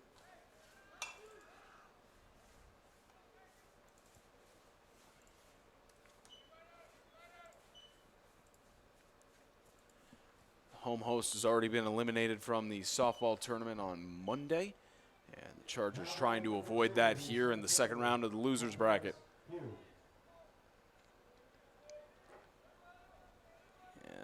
Darius Pugh, with a 215 average, tries to get something going. Strike one.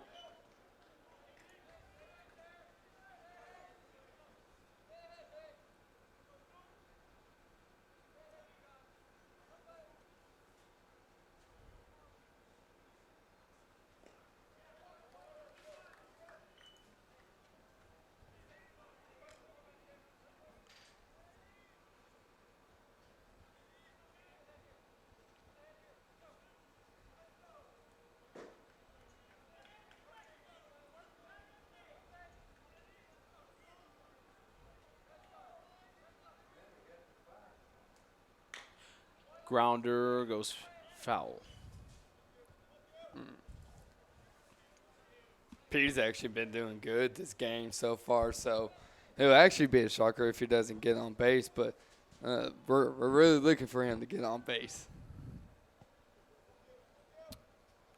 1-2 with 2 outs in the bottom of the ninth.